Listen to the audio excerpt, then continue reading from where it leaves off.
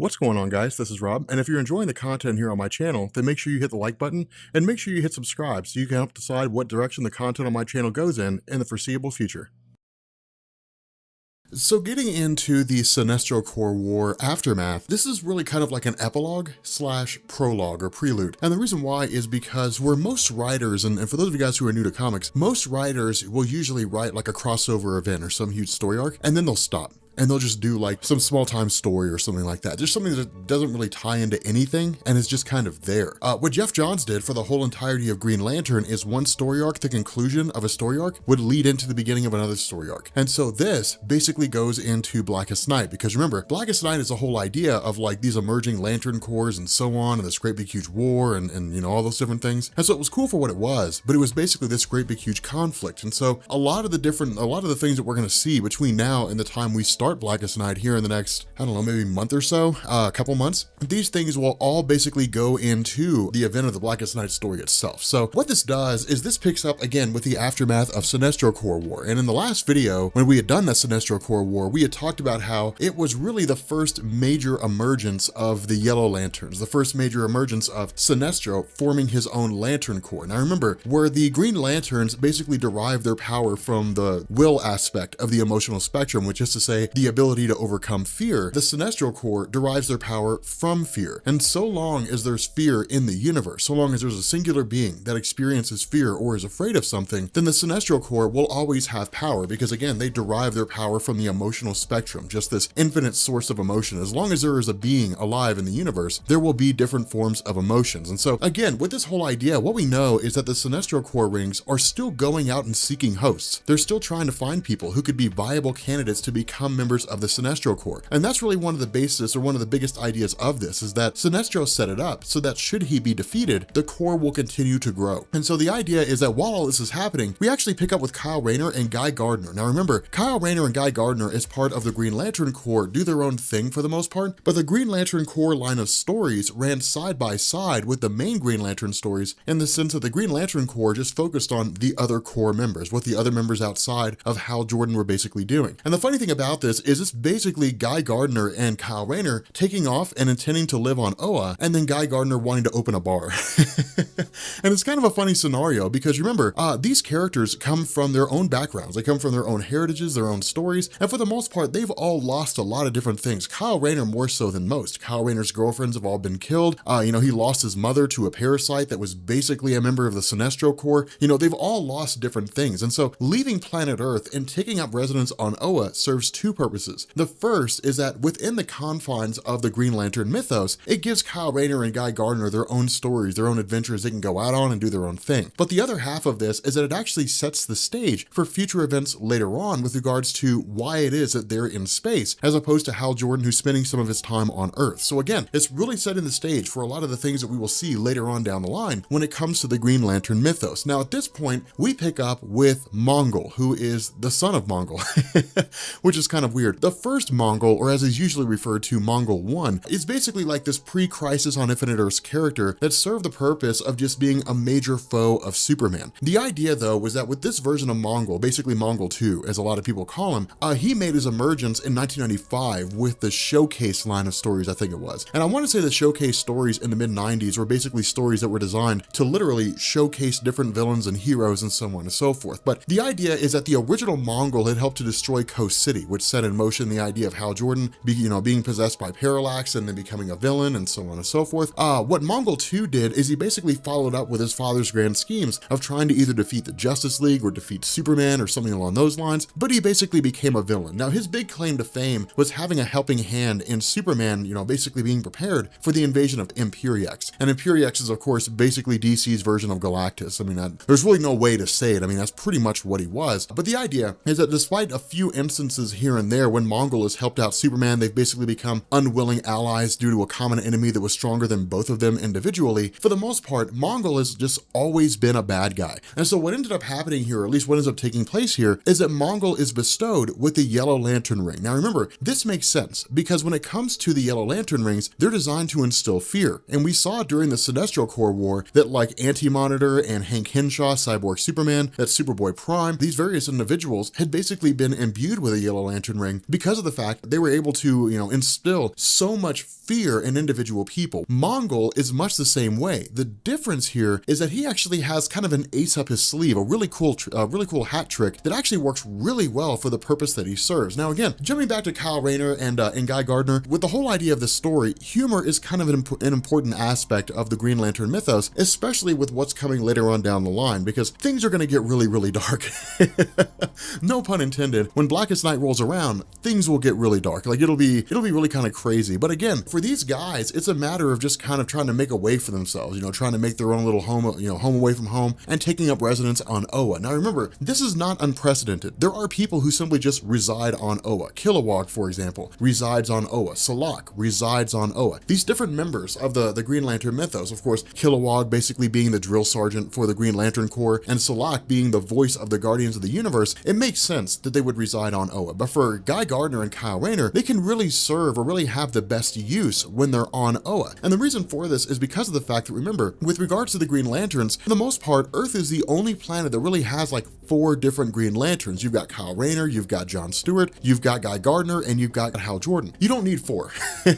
You really only need 2. And so again, we have John Stewart and Hal Jordan back on Earth, and we've got Guy Gardner and Kyle Rayner, out in space. Now, the other half of this is, remember, Mongol is as intelligent as he is powerful. And that's one of the things that makes him so dangerous, is because he is so capable. And so where some individuals would have received a Yellow Lantern ring and then would have immediately just like jumped out into the fray and started fighting Green Lanterns or something along those lines, Mongol takes a far different approach. Instead, he basically has a Lantern ring spend 96 hours giving him all the information that the Lantern ring knows. And so over the course of this 72-hour window, Mongol had learned about the origin of the Sinestro rings, he learned about the history of Sinestro himself, he'd learned about the Green Lanterns, he learned about the Blackest Night prophecy, he'd learned all these different things. Basically everything we've covered up to this point, he was given all that information within really like 96 hours or 72 hours, whatever the case may be. And so the result is that the Guardians of the Universe begin to realize that all these different Sinestro Corps rings are basically taking off to the Vega system. And the result is that they begin calling back together all these different members of the Green Lantern Corps. Now, for those of you guys who have read ahead,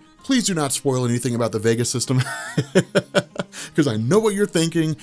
Do not spoil anything about the Vega system, but what I will say is there's actually a reason why the Green Lanterns are not supposed to go to the Vega system. There's actually a really cool basis behind that. But the funny thing about this is that they're actually instructed to do so. Now, again, we'll get into that once we get into like the whole, prelude to Blackest Night and different things like that. But the idea here is that for the Guardians of the Universe, while there have been treaties and so on that have been struck over the course of their existence with different races and groups that exist across the universe, occasionally the Guardians of the Universe will violate those treaties. And the reason for that is because the threat is just that credible. And so there's 2 things going on here. The first is that these Sinestro Corps rings are disappearing to the far side of the universe. And 2, some individuals who are being given Sinestro Corps rings are just dying all of a sudden, and nobody knows why. But what we end up doing is we transition back to Mongol. And what we end up finding out here is that Mongol himself is basically traveling around to these different individuals who have been given Sinestro Corps rings and offers them 2 options. The first is to either serve Mongol, or the second is to die. And a lot of them just refuse. They simply refuse to serve Mongol because remember, the Sinestro Corps rings bond themselves to what are basically bullies. And so if you're a person that's been more or less dominating a local village or a small territory or something along those lines, and then suddenly a Sinestro Corps ring appears to you, well, you're going to do what you do best. You're just going to start bullying people. And then if somebody else comes along and says, you work for me now, well, of course you're going to resist that. The difference here is that we have a guy who's basically on par with Superman in a lot of ways, who's now been given a Sinestro Corps ring. And so these average bad guys out there, these average bullies who have dominated these small little towns or something like that, while the Yellow Lantern ring does give them a whole host of abilities, they have neither the brains nor the forethought to be able to use them effectively, and they're easily dominated by Mongol. And so the result is that he's been going around killing these different Sinestro Corps members and then taking their rings.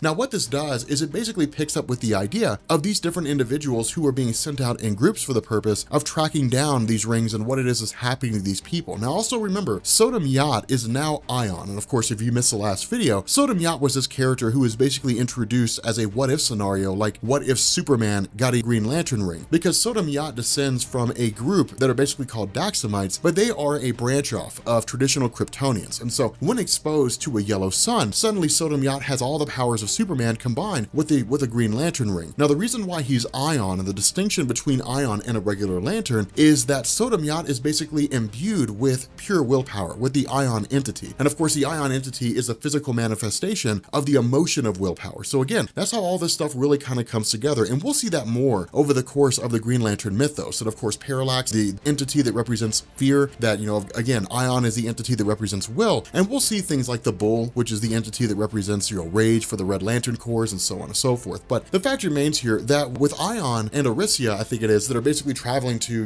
these different Lantern locations and so on and so forth, the other members of the Lantern Corps are coming across these basically like these giant body parts, limbs and so on, that belong to just different members of the Sinestro Corps who were defeated, who were dismembered, so on and so forth, only for us to find out Mongul has captured Arisia and Sodom Yat, and has basically bestowed upon them these Black Mercy plants. Now remember, these Black Mercy plants are what it is that makes Mongul such a dangerous foe and differentiates him from the other members of, really the Sinestro Corps, or really any other villain that exists out there in the realm of DC Comics. And the reason why I say this is because remember, the Black Mercy plants, as we talked about in our DC Rebirth video about Trinity, basically were bonded to a host, and in turn, that host would enter this kind of dream state. They would basically experience this whole illusion with no real idea of what was going on around them. And so the result of this is that we actually end up finding out that with Arisia and with Sodom Yat being taken away, that normally it's supposed to be this kind of happy experience. You go through these dreams and you have these incredible experiences. You basically live out this almost perfect life. But instead, Arisia and Sodom Yat are experiencing absolute nightmares. And so again, this is kind of a cool moment, because what this does is it basically comes back and it goes through this basis behind the Mercy Plan, its origin, how it all comes together, so on and so forth. And so where the other Green Lanterns are able to jump in, and rescue Sodom Yat and rescue Arisia, again, it's basically this idea that there's like this Mother Mercy, more or less, I guess this Black Mercy Prime, so to speak, that's giving birth to all these different plants that Mongul's been using. And so what we end up finding out here is that where Mongul's going through, and again, basically taking all these Black Mercy seedlings, firing them, into the universe for the purpose of just more or less taking people over, that he's essentially gone through and modified, or at least he's benefiting from these modified Black Mercy plants, in the sense that the Black Mercy plants, where they're supposed to instill people with, happy experiences, and instead are forcing them to experience a massive amount of fear. The overarching goal of Mongul is to basically force everybody in the universe to feel fear, and in turn empower himself with this virtually unrivaled level of power that nobody else could begin to grasp. And so the result is that where the Green Lanterns go through and they start freeing Sodom Yat and so on and so forth, that the Black Mercy plant basically speaks directly to them. The Mother Mercy plant basically says that originally it was designed for the purpose of making death an easy passing, that those beings who experienced death, getting ready to pass over, they would basically be imbued with these plants, and they wouldn't experience the horrific turning, the horrific circumstances under their own death, meaning they wouldn't suffer pain and different things like that. Instead, they would basically pass on with no real impact on what it is that was happening to them. Instead, what ended up happening is the first Mongol had come along and grabbed these Black Mercy plants, and then basically started screwing with them and started modifying them and turning them into something that could be used for evil. And so the result is that he intends to, again, basically blanket the universe in fear and empower himself. Now, the reason why this story matters so much, and the reason why this is such an important aspect, is because, again, much like the stories that we saw where, you'd have like Hal Jordan Most Wanted, kind of this one-off story that existed out there by themselves, what this also does is it basically lays the groundwork for the rise of the Star Sapphires. Because remember, the Star Sapphires are basically the Lantern Corps that deal with love. They believe love is an extreme thing. We had talked about how Carol Ferris had been transformed into a Star Sapphire, and then she was eventually freed from its control. This is going to see them come back, and it's going to see them being one of the other Lantern Corps that are starting to rise to prominence. And so again, it's these small little things that are written into this story. It's these small little moments where we basically have this great big huge event that doesn't really seem to tie into anything, and then it's just this little tidbit. Much like we saw with our previous Lantern videos, where it was basically the Justice League fighting alongside the Green Lantern against some force, and then suddenly a Sinestro Corps ring suddenly appears to Bruce Wayne and says, look, Bruce Wayne, you have the ability to instill great fear, welcome to the Sinestro Corps, and then eventually just kind of abandons him, after realizing that he had used a Green Lantern ring. But the fact remains here that with the Green Lanterns able to overcome these Black Mercy plants and effectively defeating Mongul,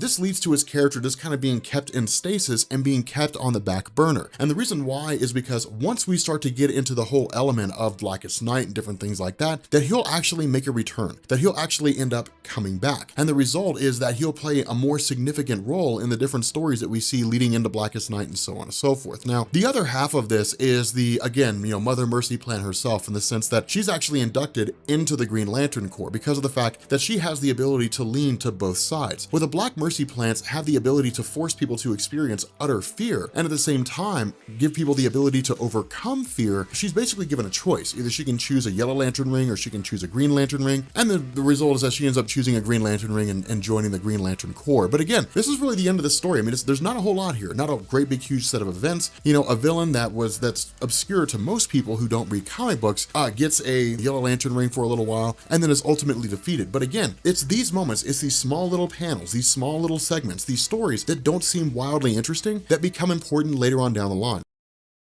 Okay, so getting into Sins of the Star Sapphire, this is actually the first of three, I believe it's three preludes to Blackest Night. The next one is Rage of the Red Lanterns, and then the one after that is Agent Orange, Larfleeze. Man, let me tell you something, dude, Larfleeze is so OP, it's not even funny. Dude, that guy's ridiculous. I mean, man. But yeah, like Sons of the Star Sapphire is interesting because again, when it comes to these prelude stories, it's like these small little tidbits that kind of get thrown in here and there. And really one of the most important characters that will really go into Blackest Night proper is actually a guy named Sarek. At least I think that's how you pronounce his name. It's S-A-A-R-E-K. Regardless, the story initially picks up with this guy. And the reason why is because we actually join with this kind of funeral ceremony for Green Lanterns who have died in battle. And this is actually really cool because it shows us what happens whenever they perish. Now keep in mind, there are some Green Lanterns that die and they never recover their corpses. And so as far as I'm able to tell, this ceremony is never held for a corpse that can't be recovered. But for those Lanterns who do die in battle, they're given this very, honorable thing in the sense that they're basically kind of stowed alongside all these other Lanterns who perished in conflict, and their story will be recorded in the Book of Oa as one of the many instances when the Green Lanterns were able to achieve a great goal. Because remember, for those of you guys who were just now joining us, we're coming out of the Sinestro Corps War. And so of course that covered the story where Thal Sinestro basically formed his own Lantern Corps and led to a massive war with the Green Lanterns that resulted in the Guardians of the Universe rewriting the Book of Oa to allow the Green Lanterns to kill both members of the Sinestro Corps as well as anybody who was an enemy of the Green Lanterns. And so again, that was a huge change because it was something that we had never seen before. Now with regards to Sarek himself, his introduction comes by way of not really interrupting this funeral service so much as partaking of it and basically being met by the arrival of the caretaker himself, basically the guy who's sort of in charge of all these different,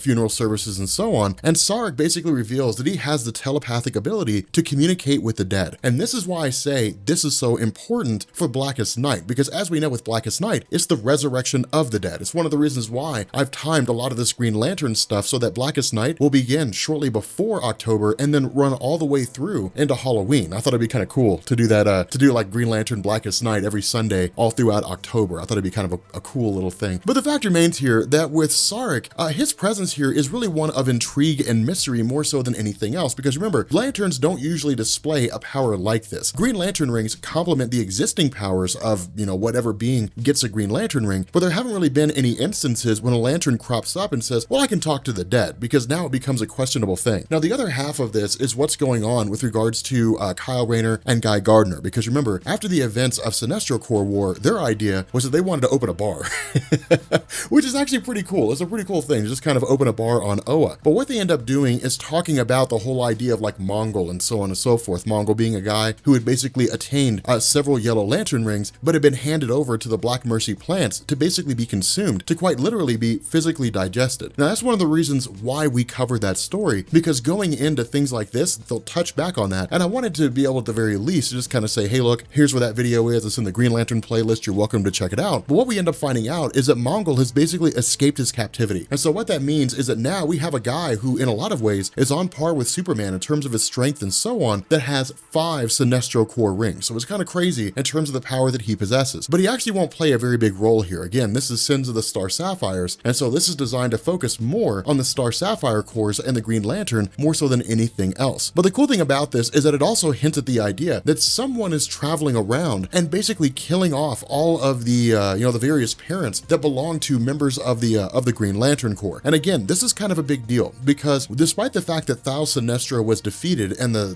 Sinestro Corps was defeated, they weren't destroyed in their entirety. They're all still very much alive, and the rings are still going out and pursuing new recruits for the Sinestro Corps. And so with the idea of someone traveling around and killing the parents of recruits who are part of the Green Lantern Corps, this presents a very dangerous situation. And the reason for this is because of the fact that with them fearing for the lives of their parents, the fact that the Sinestro Corps is rooted in fear means that they could easily be pulled away from the Green Lanterns, inducted into the Sinestro Corps, and bolster the Sinestro Corps' numbers. But of course, what we end up doing is we basically pick up with Sarek after the fact that all these different eyes have just kind of been dropped down onto these members of the Green Lantern Corps when they learn their loved ones were being killed. And Sarek basically is able to go through the memories, so to speak, or at the very least speak to the dead through these eyes, and then in turn gain the identity of the person who's doing this. Now again, this is where the plot begins to thicken a little bit. And the reason for that is because of the fact that once the Green Lanterns are able to sort out who it is that's committing these actions, the question now becomes, who are these guys going to be? The other half of this is that because of the fact that so many of these new recruits have basically lost their parents, because they're not really forged in the fires of battle and therefore don't really have the willpower necessary to overcome virtually any and all fear, and the fact that they are so susceptible to the Sinestro Corps, they're stripped of their Green Lantern rings and they're basically thrown in isolation. Now again, this is one of the big failings of the Green Lantern Corps, and that's one of the things that we're going to see at the, once we get towards the conclusion of the story. But before we jump into that, we actually jump in with a character named Ice. Now normally we wouldn't really jump into this too much just because of the fact that she's here for a little bit, she talks to Guy Gardner for a little while, the two of them think about moving in, and then that's it. But Ice actually gives us a chance to sort of talk about this background with Guy Gardner, because Guy Gardner is a character that we haven't really discussed too much. We really haven't had a reason to outside of whatever it is that he's doing in any particular story that goes on. But Guy Gardner, really his rise in popularity came by way of Justice League International. But the idea of Justice League International was to basically take superheroes who couldn't normally sell their own comics, throw them onto a team, have them led by Batman in order to boost the team's popularity, and then sell comics. And it performed exceedingly well. It actually did a really good job. Guy Gardner was for the most part headstrong. He was a guy who just got in a fight with Batman, Batman punched him out, different things like that. But he also started forming relationships. And one of these relationships was with a girl named Ice, a girl named Tora Olofsdottir, I think is what her last name is. But she's very similar in terms of Iceman, in terms, with regards to what her abilities are and so on and so forth. The ability to kind of manipulate ice and snow and so on and so forth. The idea was that this all really came out of the aftermath of Sinestro Corps War. With regards to Guy Gardner and Ice herself, the two of them had this sort of on-again, off-again relationship, but following Sinestro Corps War and him traveling back to Earth, the idea was to basically rekindle this romance that they had at some point along the line. And initially the response was, well, give me a little bit of time and we'll get things sorted out, which resulted in Guy Gardner basically retreating back to Oa for about a month or so in order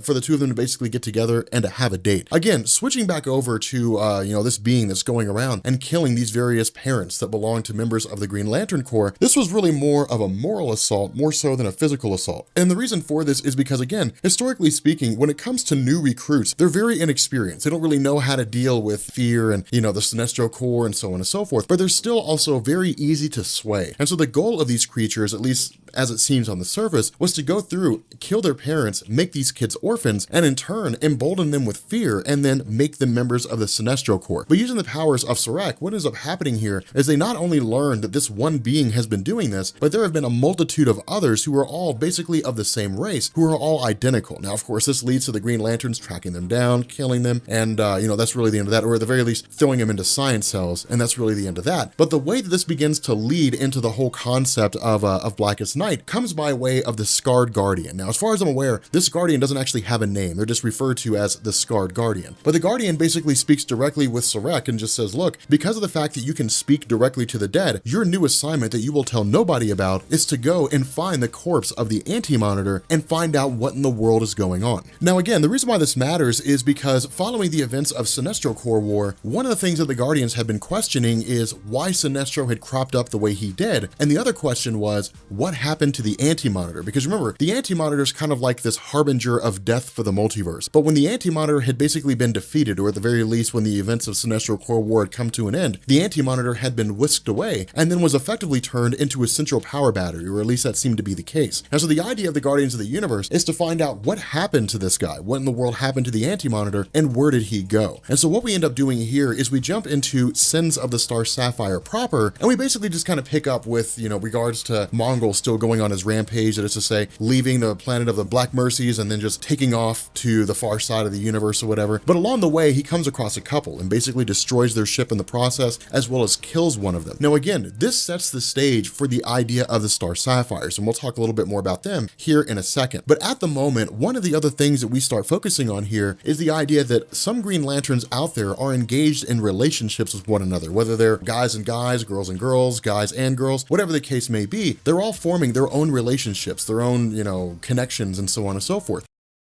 And some of them have gone so far as to procreate. Now, this was literally something the Green Lanterns were just given free rein on. There was really no limit to what it was that Green Lanterns could do with their own relationships. They could form friendships, they could form romantic attachments, so on and so forth. But in truth, when it came to the Green Lanterns, this was something that actually helped to forge willpower. This is something that gave them a reason to fight, because when you're a Green Lantern and you're a parent, if you're not fighting for anything, you're fighting for your kid. And so it always gave you the extra motivation that you needed to keep on keeping on. What we also end up finding out here is that in addition to these, aliens that have been captured and have been killing parents of Green Lantern Corps members, we also actually find out that someone's been going around and killing the parents of Green Lantern babies and then taking those babies away. But the introduction of the Star Sapphires starts to come by way of this particular woman whose husband was basically killed when Mongol attacked their ship. Now, this woman's name is actually Miri, but she's met with the Star Sapphires, and this begins to bolster the Star Sapphire ranks. Remember, we already talked about the whole introduction of Star Sapphires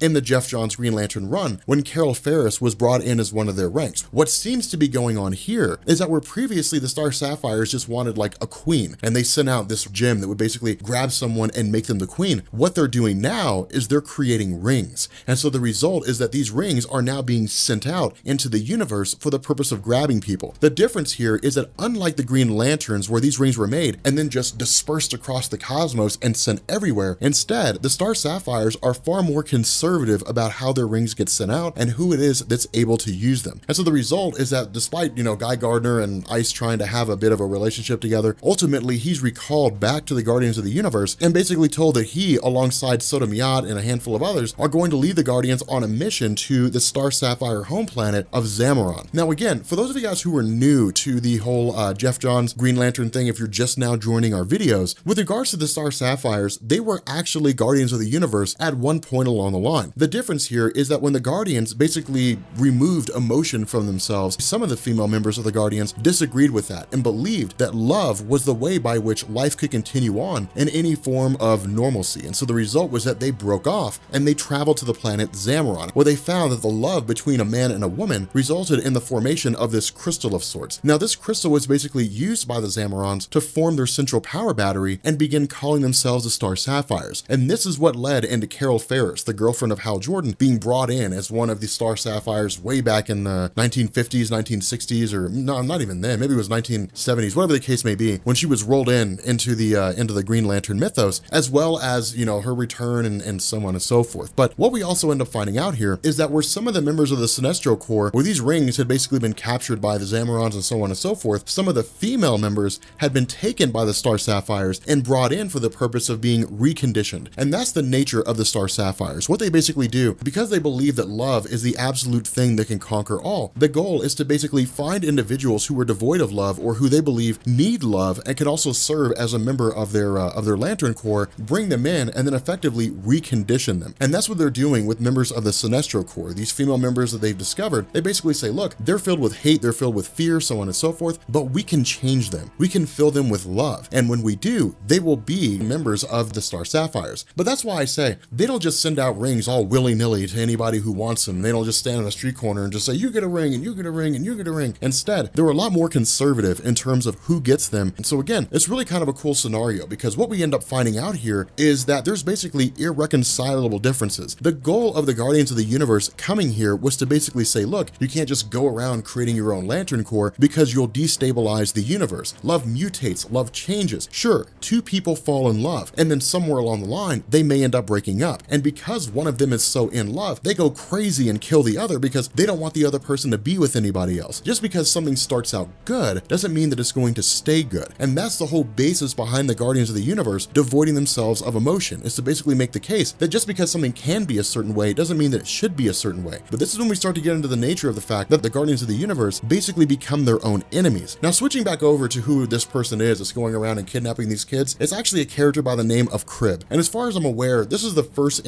introduction of Crib into the whole idea of the Green Lantern mythos. But what Crib's been basically doing is going around killing off the parents who were basically Green Lanterns, and then taking their kids with the intention of whisking these kids away and then raising them to become Sinestro Corps members to hate Green Lanterns. Now, this is not as though Crib is functioning in subservience to Sinestro. This is one of those instances where you see some existing ruler who's basically defeated, and then petty warlords start rising up. And for the most part, that's pretty standard. When Val Sinestro was still around before he was captured by the Green Lantern Corps, he was the absolute ruler. He was the guy who was running the show. But with his defeat, there was no one in control. And so what this did is it allowed different members of the Sinestro Corps to go around and start practicing their own agendas. And so this is really just kind of an example of how the Sinestro Corps is fragmented, but they're all still extremely dangerous. And what it is that makes Crib so dangerous is the fact that Crib can secrete these pheromones that will basically force other people to exist under its control. And so again, getting back into the Guardians themselves, the reason why they really become their own enemy in this particular story is because when they look at the Star Sapphires and they look at what the Star Sapphires are doing, they look at the actions that they're committing themselves to in terms of spreading love all throughout the universe and so on and so forth. Because the Guardians of the universe consider love to be a weakness and a failing and something that will inevitably lead somebody down the path of becoming a member of the Sinestro Corps, they effectively banish all relationships among Green Lanterns. And so anybody who's a member of the Green Lantern Corps cannot be in any kind of a romantic relationship whatsoever. They cannot date, they cannot procreate, none of that stuff. They have to remain totally isolated from one another, and the result of that is going to be exactly what you expect. But the fact remains here, with regards to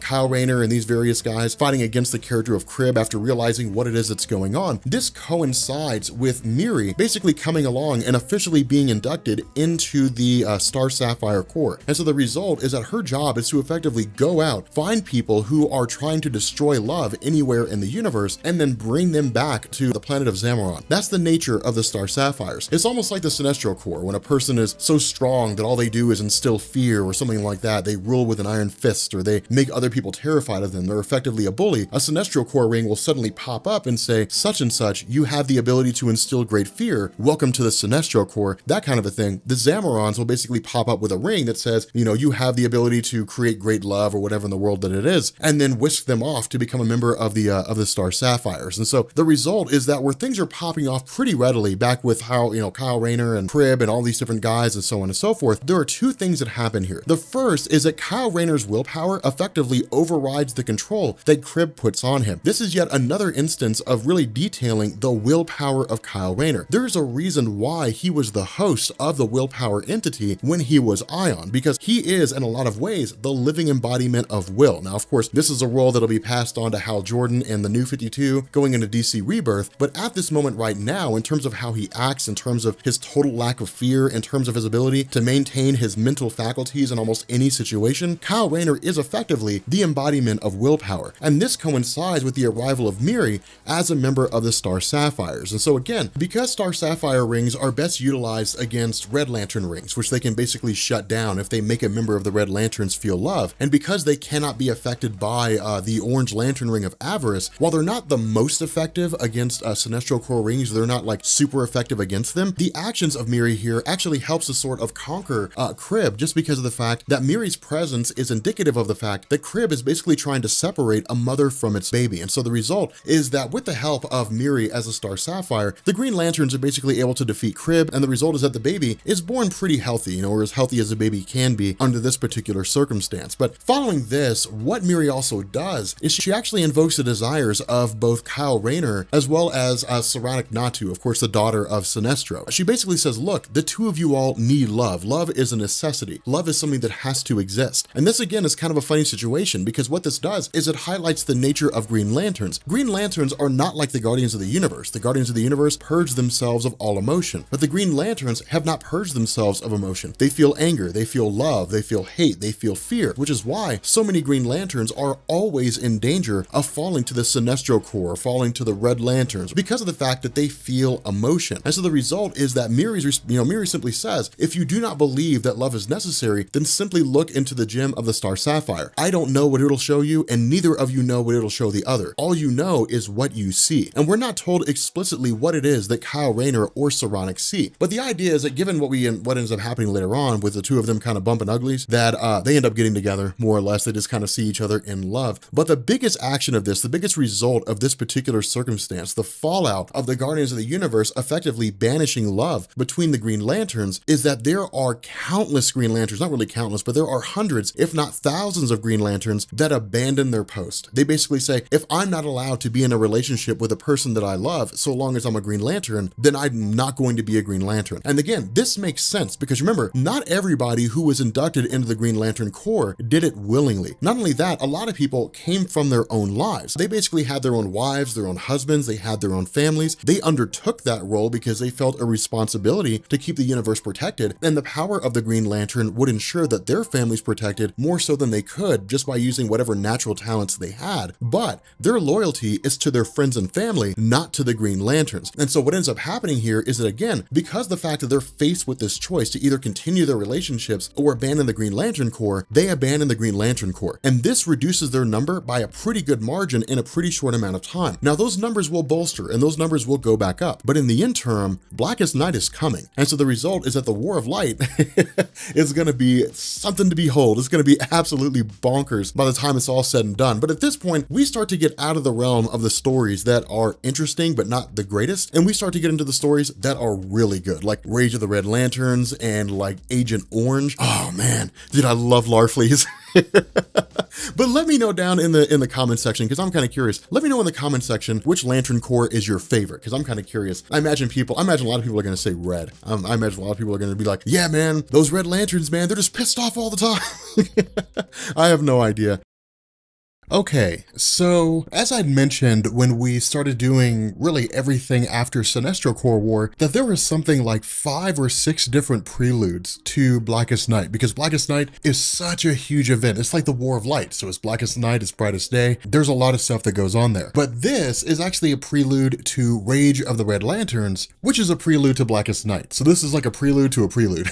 But it gets pretty cool in terms of how all this unfolds, because what this does is this deals with the early formation of the Red Lantern Corps, but it really also deals with this coming together of the War of Light. Now, the cool thing about this is that this initially focuses on the nature of individuals who are basically becoming what are called Alpha Lanterns. And Alpha Lanterns are actually a pretty cool concept. And the reason why is because these are basically policemen for the Green Lanterns themselves. And we'll actually get into that here in a second. What we end up doing is we actually pick up with Sinestro. Now, for those of you guys who are just now joining us, Sinestro Corps War was really like the last big event that we did. And that's really the only thing you need to know in order to be able to follow this bit of a story here. But what ended up happening is that the former Green Lantern Sinestro had basically long since defected from the Green Lantern Corps after basically being shunned aside and then making himself a Yellow Lantern, only for us to find out that he eventually came along and formed his own Lantern Corps called the Sinestro Corps. Now, initially, the arrival of the Sinestro Corps came by way of these small little things that would pop up here and there. It wasn't any great big huge event that just suddenly happened. It was just these small little tidbits, these small little teasers that would crop up every once in a while. Suddenly, a lantern ring would appear before Bruce Wayne and it would say, Batman, you have the ability to instill great fear. Welcome to the Sinestro Corps, or something along those lines. But what ended up happening is that with this Sinestro Corps War, while the Sinestro Corps was defeated, the overarching goal of Sinestro was not to eliminate the Green Lanterns in their entirety, although it would have been nice if he had. The goal was to irrevocably change the nature of the Green Lanterns so they no longer serve their purpose anymore. Now, for those of you guys who are reading Hal Jordan and the Green Lantern Corps in DC Rebirth, or you were reading Green Lanterns prior to DC Rebirth, then you know the long game that Sinestro's playing. And really, to kind of offer a bit of a spoiler for what it is that he's doing later on down the line, at least, you know, this is stuff that we'll cover, I don't know, in like 6 or 7 months. It'll be a while before we get there. But the idea was that the Green Lanterns always existed as a peacekeeping force. And so they didn't really have the ability to kill people. They would simply just use their rings to take them prisoner and then whisk the bad guys away. That was the only role they played. But now that the Green Lanterns have the ability to use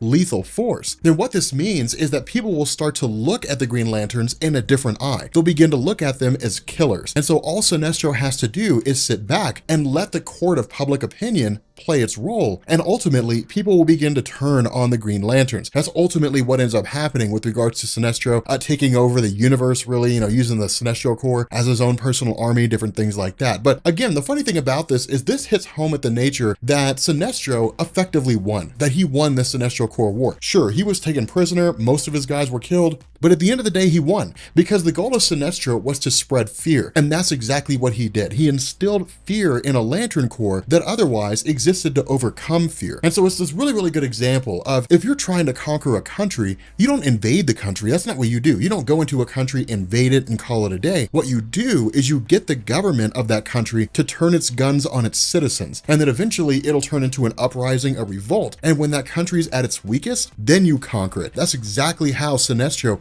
plays this stuff out. And so what we end up doing here is joining a handful of different people who are basically coping with the loss of different Green Lanterns that had perished during the Sinestro Corps War. But one of the most important characters here, and really the star of this particular story, is a girl named Lyra, one of the members of the Lost Lanterns. Now, the reason why I say Lost Lanterns, if you're just now joining us, or if you've been watching this for a little while, bear with me for a second for the new folks. Back in 1993, when Hal Jordan became a bad guy, he was basically possessed by the Parallax Entity, which is to say, the entity that represents all fear that exists in the universe. The result was that Hal Jordan became a bad guy. He laid waste to the entirety of the Green Lantern Corps. It was believed that he had killed them all. But what we ended up finding out is that some of the original Green Lanterns that were believed to have been killed by Hal Jordan actually survived, and they were being held captive by Cyborg Superman and the Manhunters. Of course, you'll find all this stuff in our Green Lantern playlist if you want to get caught up. But the idea here was that these lanterns, who were previously believed to have been dead and then discovered to have been alive, are what are referred to as the Lost Lanterns. But the thing that differentiates them from all the other lanterns that are out there is that while they are basically making their return, they're essentially veterans. They had been fighting as Green Lanterns for quite some time. Not only that, they all harbor just this extreme hatred for Hal Jordan, because the last memory they have of him, he turned against them all and tried to kill him. With the character of Lyra as one of the Lost Lanterns, she's experienced nothing but just trial and torment. One of the things they talk about here in a little while is that her father had basically committed suicide. And the result of this is that with her father having been a renegade, having basically been a shunned Lantern, lost his honor, Lyra was carrying this around. No matter where she went as a Green Lantern, no matter what she did, people always saw her as the daughter of a shunned Lantern. And so with that legacy following her around, combined with the fact that she'd been betrayed by Hal Jordan, and then now lost one of her fellow Lost Lanterns, her life is literally in turmoil. And so what ends up happening here is that on the journey back to the home planet of Kihon, where they're basically taking his body back to his family, once the Lost Lanterns arrive, they basically end up finding out that every single person had been killed. Now, this had been done by a character named Amon Sur. Now, the cool thing about this is that if you are pretty new to Green Lantern, Amon Sur is the son of Abin Sur, and Abin Sur was the guy who crash landed on Earth and basically told his ring, find a new host, and his ring found Hal Jordan.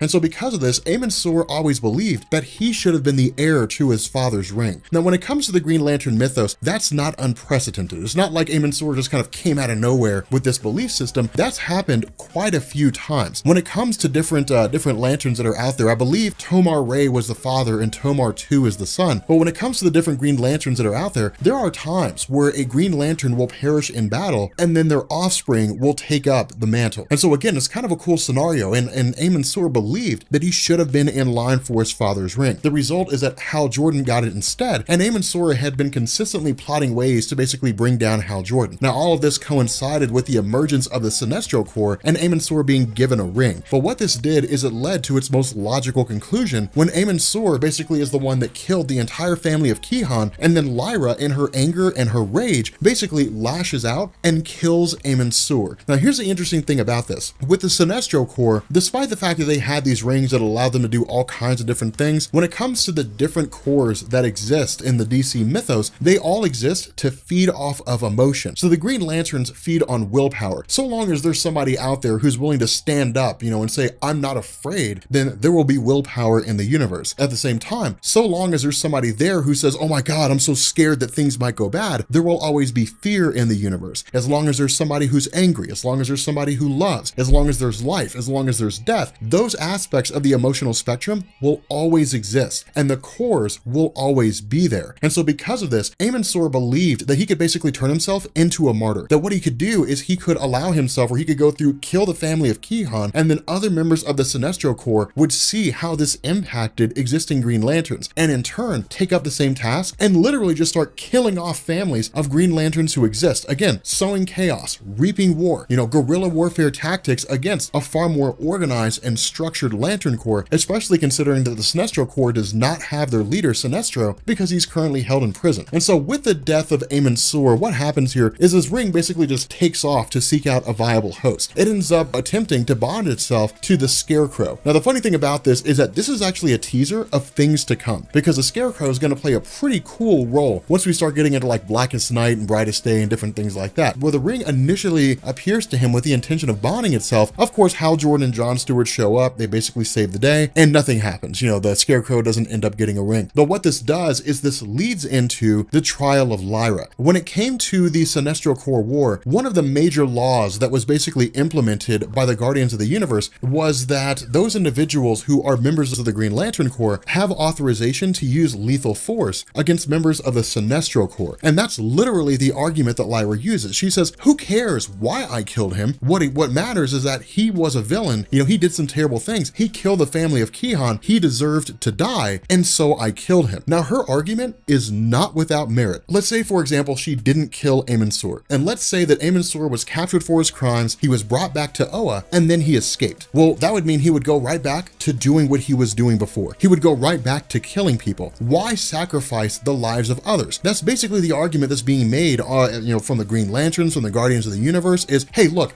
justice is the most important thing. And so yes, this guy killed children, but he deserves a fair trial just like everybody else. No, he doesn't. He gave up that right when he murdered a family. He sacrificed that. That's the choice that he made. He looked at the consequences of his own actions and said, if I commit this crime, then there's a good chance somebody's going to come and kill me, and I don't care. Why give that chance? Why go to a 3-year-old or a 4-year-old or an 80-year-old woman and say, hey, look, yeah, there's a chance you're going to die, and Amon Sur is going to be the one to kill you, and it sucks that that's going to happen, but that's just the price we pay when it comes to justice. I mean, I don't know what to tell you. It doesn't work that way. That guy made a choice, he paid the price, and the result is that the Green Lanterns effectively turn on Lyra. Now, what this also does is this brings in something called the Alpha Lanterns, and the reason for this is because the actions of Lyra throw into sharp relief that there are going to be Green Lanterns out there who are going to basically look at the rules as they exist and then interpret them different ways. And that's the problem, is that these rules are not absolute. These rules are basically written in a way where anybody can look at them. You can show the rules to 5 different people and give them each a circumstance, and they'll interpret the rules in different ways. The law says lethal force can be used against a member of the Sinestro Corps. It does not say lethal force can be used against a member of the Sinestro Corps,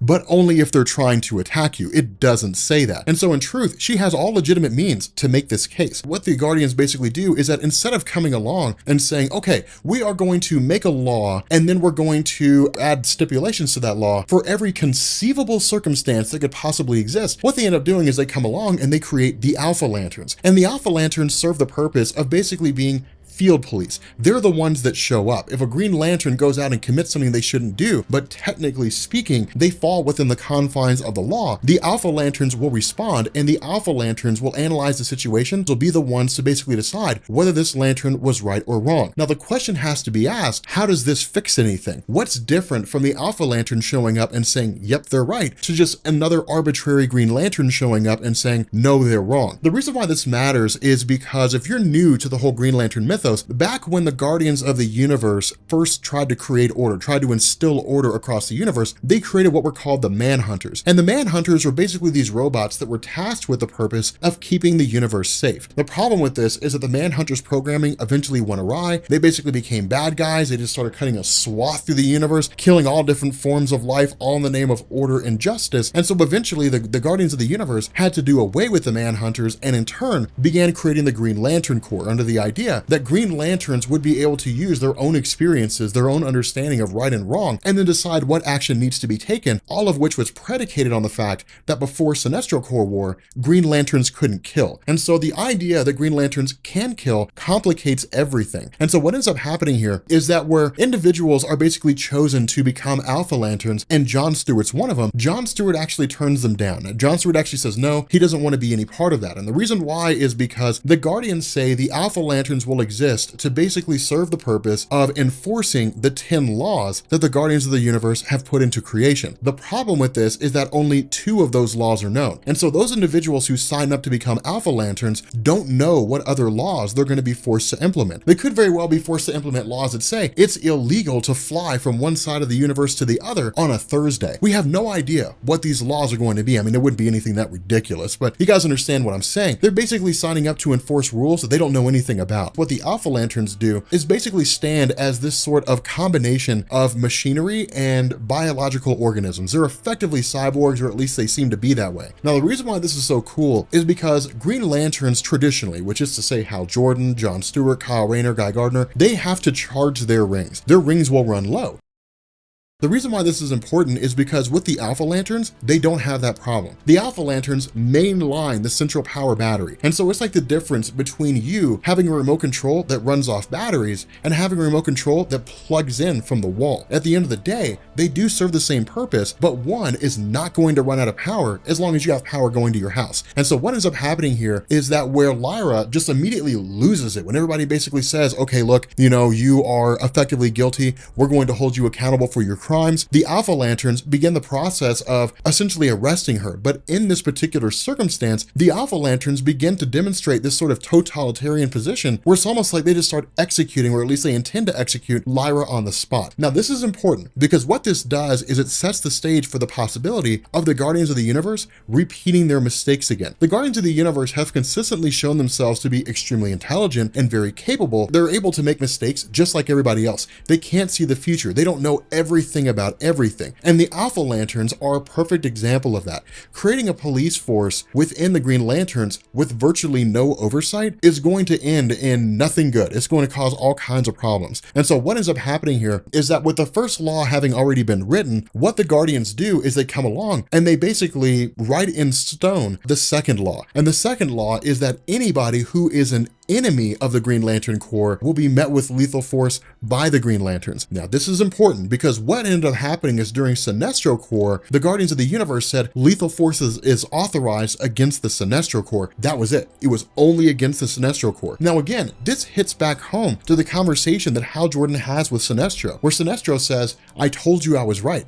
I told you that I won this war, because now that the Green Lanterns can use lethal force against anybody who's an enemy of the Green Lantern, where does that stop? Is an enemy of the Green Lantern a person that's running for political office that disagrees with Green Lanterns? Is an enemy of the Green Lanterns a person standing on a street corner saying, I don't believe the Green Lanterns are right? Where do you draw this line? At what point do you say, yes, this person's an enemy, but they're not a mortal enemy. They're not going to actually do us any harm. This allows the stage to be set for the Green Lanterns to be transformed from a peacekeeping force into a militaristic controlling force, effectively becoming exactly what Sinestro wanted them to be, where they used fear and they used force to maintain order across the universe, as opposed to allowing people to basically live their own lives. And so what ends up happening here is we basically pick up with Lyra as she's being transported back to her planet, because again, when a person's found guilty of a crime like this in the Green Lanterns, they're basically just kicked out. That's really all it is. It's just you're banned from the Green Lantern Corps and you're sent back home. Now, for a lot of people, this is a big deal, because remember, when a person's given a Green Lantern ring, a massive amount of power comes with that. The Green Lantern ring becomes as much their identity as it becomes a source of power. In this instance, that was the only way for Lyra to, at least as far as she perceived it, to regain the honor lost by her father. But being kicked out of the Green Lantern means she's now just the daughter of a father who was shamed and who was shunned for his actions as a renegade lantern, and basically just kicked out of the Corps. And so because of this, in this moment when she just swears absolute vengeance against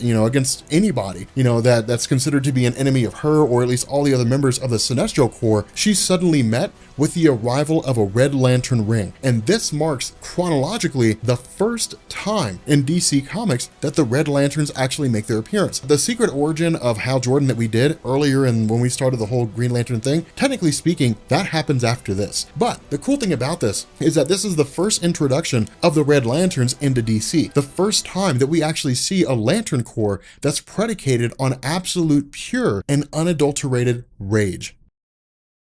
Oh my goodness, Robcore. I woke up this morning, I had a leisurely breakfast of steak and eggs, I was watching World War Z, the book is still better than the movie, and we are getting ready to cover Rage of the Red Lanterns. So, this story is amazing. Oh my god, this is so good. Because this is like, I think it's this, and then it's Agent Orange, which is Larfleeze, and then we go into Blackest Night. So we've got like 2 weeks until we start Blackest Night, which I'm really kind of hyped about because that story is insanely good. But for those of you guys who are just now getting caught up with us here on our Green Lantern Sundays, I guess is what it is. The Green Lantern landscape so far has basically dealt with Sinestro Corps War, which is to say the villain Thal Sinestro, a former Green Lantern who basically became corrupted by his power, falling and then forming his own Yellow Lantern Corps. This really led into a series of paradigm shifts where the Green Lanterns were always more of a peacekeeping force because of the violence of Sinestro, because his rings were not limited by the ability to kill like the Green Lantern rings were. They couldn't actually kill people. The Guardians of the Universe, the creators of the Green Lantern Corps, basically modified the rules of the rings so that Green Lanterns could now kill people. And this was the ultimate goal of Thal Sinestro, was to basically turn the Green Lanterns, or at least begin the process of taking the universe's eye, how they perceive the Green Lanterns, and move it away from seeing the Green Lanterns as protectors to seeing the Green Lanterns as really more of like a police force, like this sort of army, you know, belonging to these all-powerful beings. And it would lead people down the path of coming to believe that the Green Lanterns were effectively paving the way for the Guardians of the Universe to take over the universe. That's not what was actually happening. All that Thal Sinestro needed was the belief that that's what was going to happen. Now, what this does is it shifts over to the Red Lanterns through Atrocitus. Now, Atrocitus is a character that we haven't really talked about since we covered the secret origin story of Hal Jordan, the Green Lantern. But Atrocitus was formerly a guy, I think his name was Atros, who was formerly just a guy residing in Sector 666, just one of the many sectors that exist all throughout the universe. When it comes to DC Comics, the universe is divided into sections, into sectors. So think of the universe, or think of the sectors of the universe as like neighborhoods, more or less, is the best way to think of it. But the idea here is that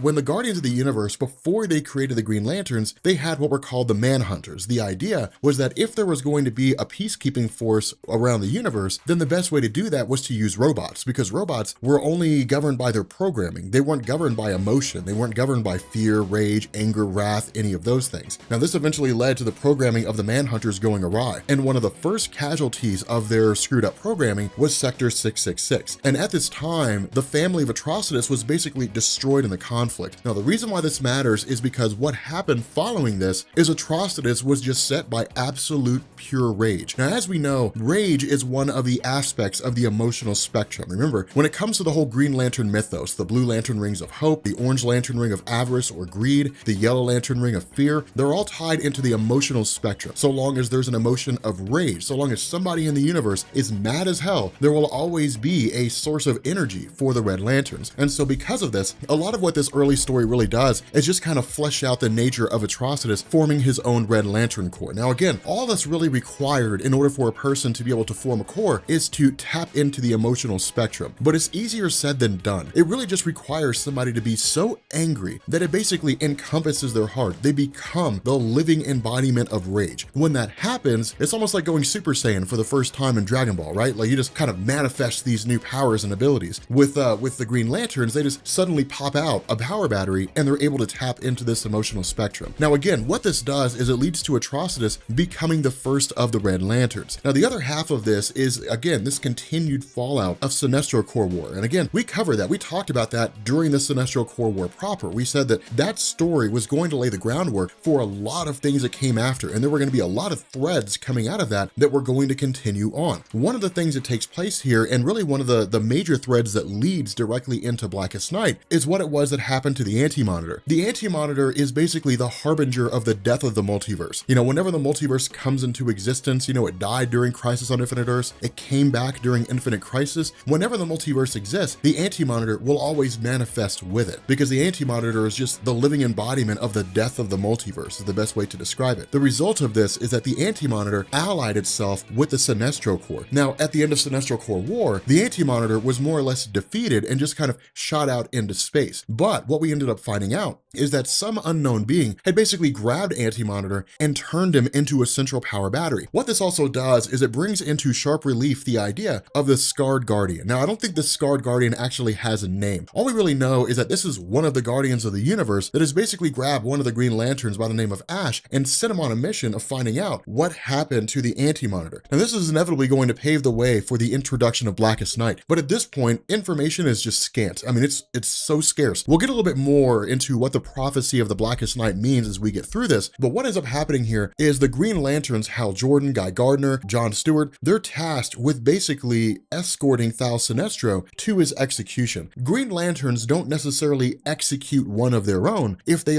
abuse their power, but with Thal Sinestro, it's a whole different beast, because not only did he abuse his power and find himself booted out of the Green Lantern Corps, he in turn formed his own Lantern Corps and then tried to kill Green Lanterns. And so he's basically considered guilty of high treason against the Guardians of the Universe and the Lanterns. And so because of this, what ends up happening is that in the midst of him basically being taken to his imminent execution, the most logical scenario unfolds when we end up having the Sinestro Corps really just kind of pop out of nowhere for the purpose of attacking the Green Lanterns. Now again, all this seems to be the workings of the Scarred Guardian behind the scene. The Scarred Guardian was the one who informed the various members of the Sinestro Corps, the ones who were left, that Thal Sinestro is being escorted to his destination, to Kruger. The Scarred Guardian is the one that basically passed all this information on so that the Sinestro Corps would know exactly where to hit him. But the caveat to this is that in the midst of the Green Lanterns escorting Thal Sinestro and being ambushed by the Sinestro Corps, they're met with the unexpected arrival of the Red Lanterns. Now again, the reason why Atrocitus is really chasing after Sinestro, the reason why he harbors such hatred for him, is because of the fact that during the Secret Origin story that we had talked about, the one that you'll find down in the description alongside all the other Green Lantern videos in the playlist, Thal Sinestro was the guy who basically defeated Atrocitus back when Atrocitus had really just kind of popped up for one of the first times. The result was that once Atrocitus was taken back and dropped on the planet of Ismal, he basically made a prophecy that a time would come when Thal Sinestro's home planet of Kruger would descend into chaos and madness, and in an attempt to control it, Thal Sinestro would basically become a dictator. He would effectively cast aside the role of the Green Lantern and essentially become a villain. And that's exactly what happened. Now remember, the reason why this happens is because the 5 inversions, who were the 5 survivors of the assault on Sector 666 by the Manhunters alongside Atrocitus, they had the ability to cast spells, to delve into sorcery, different things like that, that would let them see the future. And so what ended up happening is when the 5 inversions looked into the future, they saw what Sinestro would become,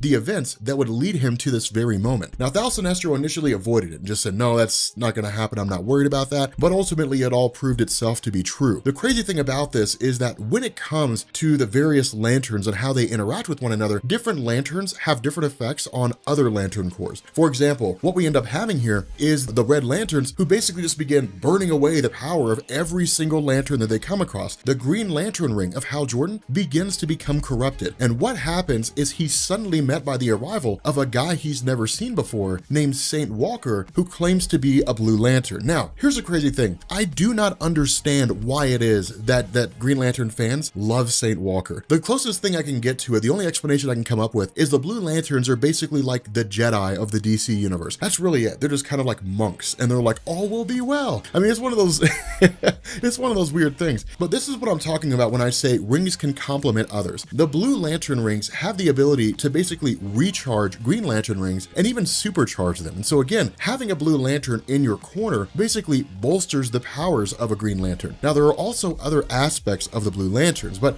in terms of where they come from, in terms of how they got here, what we know is that in the aftermath of the Sinestro Corps War, we basically had this prophecy of Blackest Night. Now, the prophecy of Blackest Night, again, was another vision from the 5 inversions. They had looked into the future and they had seen there's going to be this massive war of light, that basically what's going to happen is that all the different Lantern Corps are going to fight one another. The entire emotional spectrum is basically going to be obliterated. All life in existence is going to vanish, and it'll be nothing but blackness. The Blackest Night is quite literally what it sounds like. Now, the idea is that the Guardians of the Universe were warned by Ivan Reis, the predecessor to Hal Jordan, the guy who crash landed on Earth, told his ring to go find a replacement, which chose Hal Jordan. That guy, Ivan Reis, had been told of the prophecy of Blackest Night by Atrocitus. Ivan Reis had reported his findings to the Guardians of the Universe, and they chose to ignore it.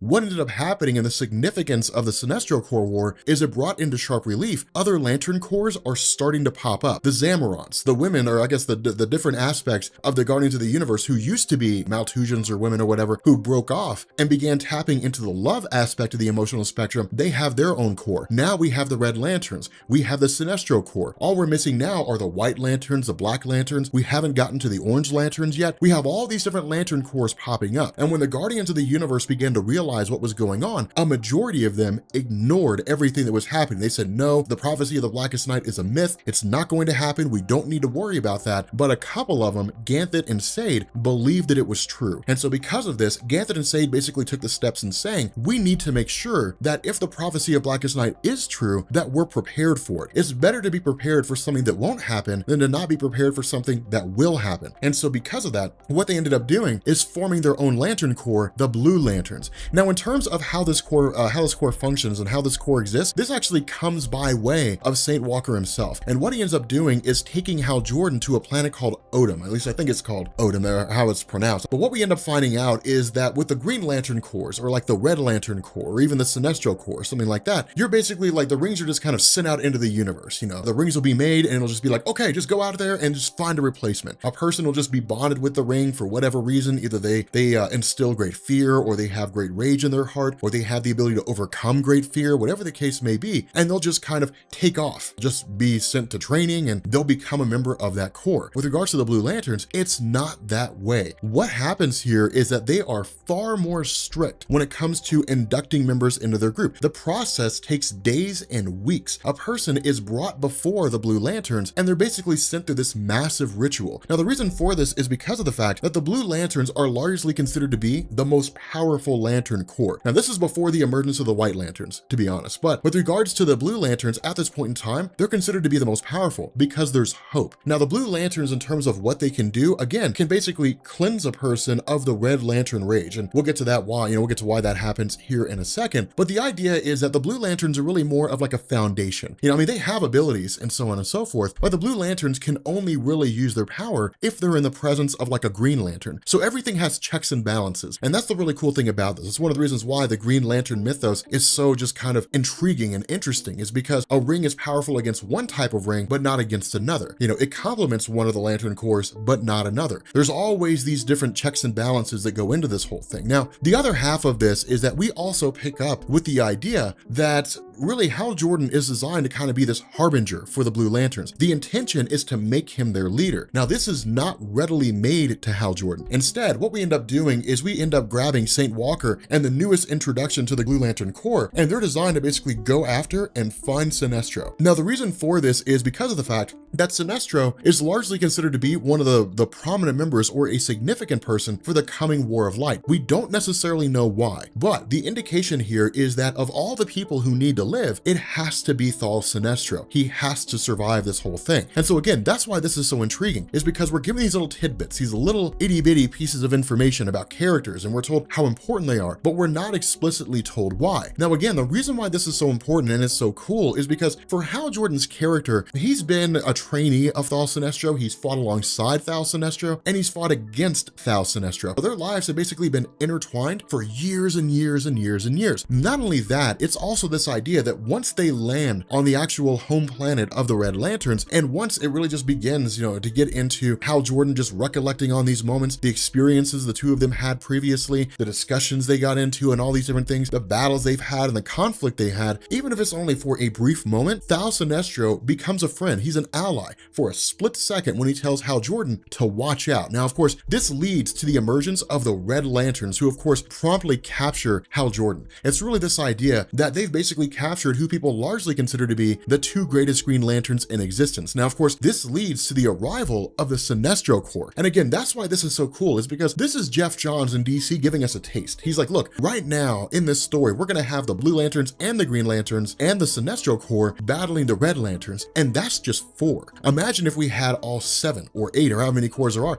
Imagine if they were all fighting against each other at the same time. And that's the cool thing, is because in the midst of all this, with chaos and pandemonium reigning supreme, Saint Walker, they all just kind of pop up on the scene, and it's like all will be well. When the ring of Hal Jordan begins to deplete, the Blue Lanterns are there to charge it. And that, I think, is one of the reasons why fans love the Blue Lanterns so much, because the Blue Lanterns are just kind of like, man, it's cool, dude. Just chill, man. Chill, dude. We got this, man. Like, it's just it's calm, it's relaxation, because they are effectively monks. Now, one thing when it comes to the idea of the Red Lanterns, when a person is imbued with a Red Lantern ring, they're designed to basically be mindless. The reason for this is because with Atrocitus being the first Red Lantern, he has full control of his faculties. You'll notice he's not like any of the other Red Lanterns. Atrocitus thinks, he rationalizes, he strategizes, he's got all this history, he taunts, different things like that. The other Red Lanterns are just mindless, raging beasts, because they're not designed to be tactical. They're not designed to be reasonable, to think things through. They're designed to be a force of nature. They're designed to exist, and then Atrocitus says, go attack those guys over there, and then the Red Lanterns just show up in overwhelming force, just inflicting mass pandemonium and casualties. But when it comes to Hal Jordan, because of the fact that the former Green Lantern Lyra, again, we talked about her in the last video, because of the fact that she'd basically been exiled from the Green Lanterns, she absolutely despised the members of the Sinestro Corps, had a massive amount of rage, wanted to kill every last one that she came across, and was following that given a Red Lantern ring, or really just kind of forced into having a Red Lantern ring. She is effectively killed by Sinestro. Now, the reason why this matters is because this sends Hal Jordan over the edge. The idea was that he was going to try to find a way to save Lyra. Lyra was exiled because of the fact that she basically killed a member of the Sinestro Corps who had killed the family of one of her teammates. That was really it. She wasn't like a villain. She wasn't trying to conquer a world. She was just angry and hurting and dealing with it the best way she knew how. The result was that she was suddenly bonded with a Red Lantern ring. For Sinestro, he's not killing her to spare Hal Jordan's life, not by any standard of measurement. He's doing that because he knows it'll get to Hal Jordan. And because of this, Hal Jordan snaps. Where Lyra's ring takes off and says, finding a new sentient, Hal Jordan goes absolutely berserk and just loses it on Sinestro, literally beating the absolute hell out of him. And in this moment of rage and this moment of just absolute rampage, Hal Jordan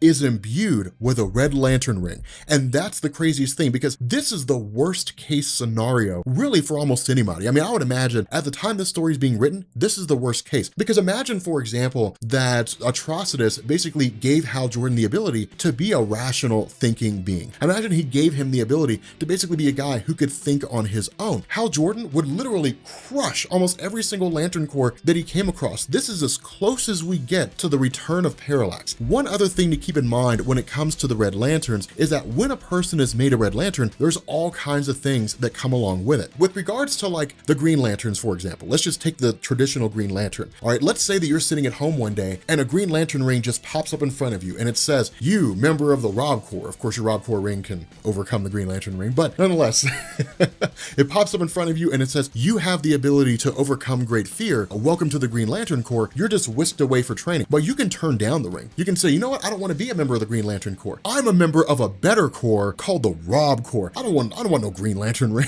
At least I hope you guys don't abandon me for the Green Lanterns anyway. But you could turn the ring down. You could say you don't want to be a Green Lantern, and the ring will simply say, okay, searching for a replacement sentient. With the Red Lanterns, it doesn't work that way. Put on the Green Lantern ring and you can take it off and you have different abilities and it's all tied to your willpower, your ability to overcome fear. It's pretty straightforward. When a Red Lantern ring bonds itself to you, it becomes you. You basically have your heart replaced. Your blood is replaced with plasma. If you go to take the Red Lantern ring off, you'll die, because literally the source of your ability to exist goes away. It's tantamount to having your heart ripped out of your body. That's exactly the way it works. And so because of this, under any normal circumstance, a person bonded with a Red Lantern ring is going to die. The reason why this is so cool and the reason why this is so interesting is because in this moment when Hal Jordan is basically running over all these different emotions, this pain that he's feeling, this hatred that he's feeling, this rage, all the things that Sinestro's done, where his mind and his body are going through all these physical changes in response to being given or basically basically being possessed by a Red Lantern ring. Suddenly, St. Walker and company simply show up and say, we have no idea what's going to happen when we do this, but we're making you a member of the Blue Lantern Corps. And the reason why is because, again, as part of these checks and balances,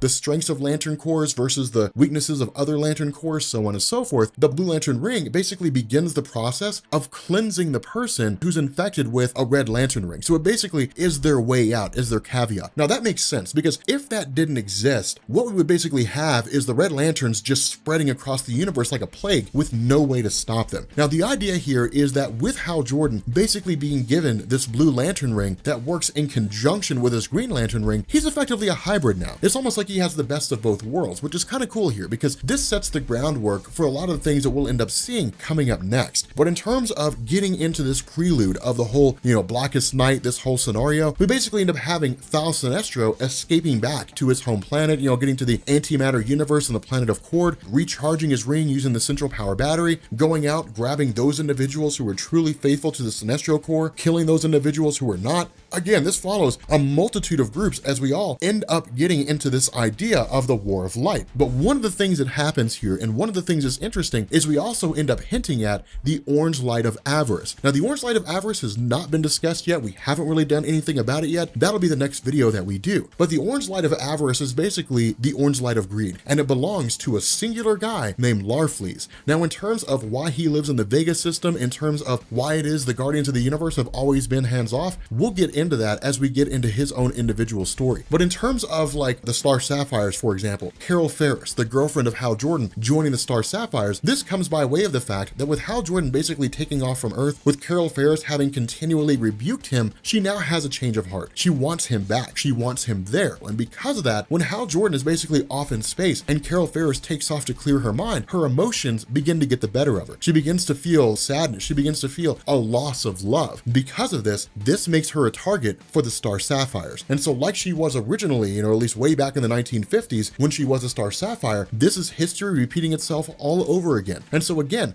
that's the basis behind this Rage of the Red Lantern story. Yes, it deals with the Red Lanterns, but it's also this coming together of all these different Lantern Corps, because this is the last piece of the puzzle until we get to Blackest Night.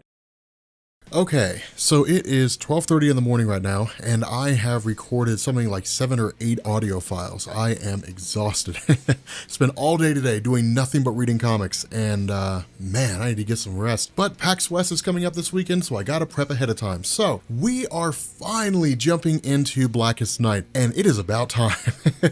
I told you guys, the lead up to Blackest Night is huge. It's massive in scope. I mean, it's absolutely mind-boggling because everything we've covered really with the beginning of Green Lantern Secret Origin all the way up to this point has all led to Blackest Night. So it's actually really, really exciting. But one thing I want you guys to keep in mind is that this comes as part of the aftermath of the death of Batman. Now, the way this all plays out, and really the nature of Blackest Night, is to kind of hit home at the idea of character resurrections. For those of you guys who are new to comic books, character resurrections were never really a thing until the death of Superman. And the reason why was because, for the most part, when a character was killed off, they usually just stayed dead. There was really no sense in bringing them back, and it was really important for writers to follow that trend, because whenever they wrote stories where a character died, there was a finality to it. It was the idea that, well, this character's dead now, and they're never going to come back. The death of Superman and then the return of Superman basically cheapened it. It created this standard where it essentially said, so long as there's some kind of caveat, whether it's time travel, whether it's going into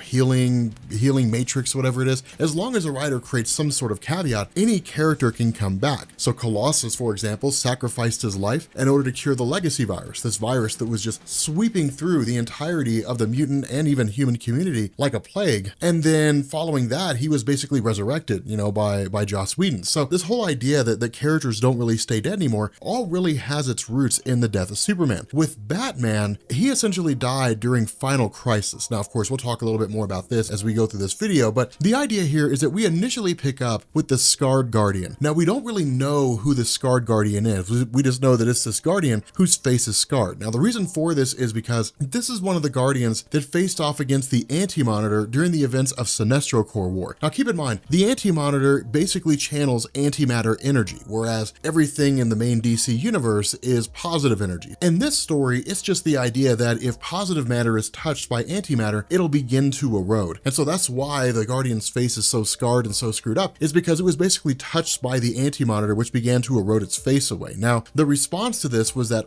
as this Guardian was essentially on the brink of death, it was suddenly met by the entity Necrons, one of the many entities that exist as part of the emotional spectrum. Keep in mind, within the DC universe, you have the emotional spectrum, and the emotional spectrum is just a reflection of sentient life. And so as long as there are beings out there, alien, human, otherwise, who feel anger, who feel love, who feel compassion, whatever the case may be, that part of the emotional spectrum will exist because of the fact that it's fed by those very emotions. Likewise, because there are beings that exist, a time will come when they die. And so the Black Lantern Corps represents the concept of death. The idea is that while this Guardian was basically experiencing what amounted to near-death experience, so to speak, it was met with Necron, because each of these different parts of the emotional spectrum basically has a kind of entity that represents it, which is to say all the emotion in the universe, all the fear, for example, in the universe coalesces into a being that embodies all the fear that exists in the universe. Of course, that being coming in the form of Parallax. These are how all these different things work. In the case of the Black Lanterns, the concept of death coalesces into a being called Necron, meaning that Necron seems to be basically undefeatable. So long as there's life in existence, Necron will never die, just because of the fact that, Necron represents the concept of something dying. Again, it gets really kind of crazy and really sort of mind-boggling when we get to these levels of thinking, but the cool thing is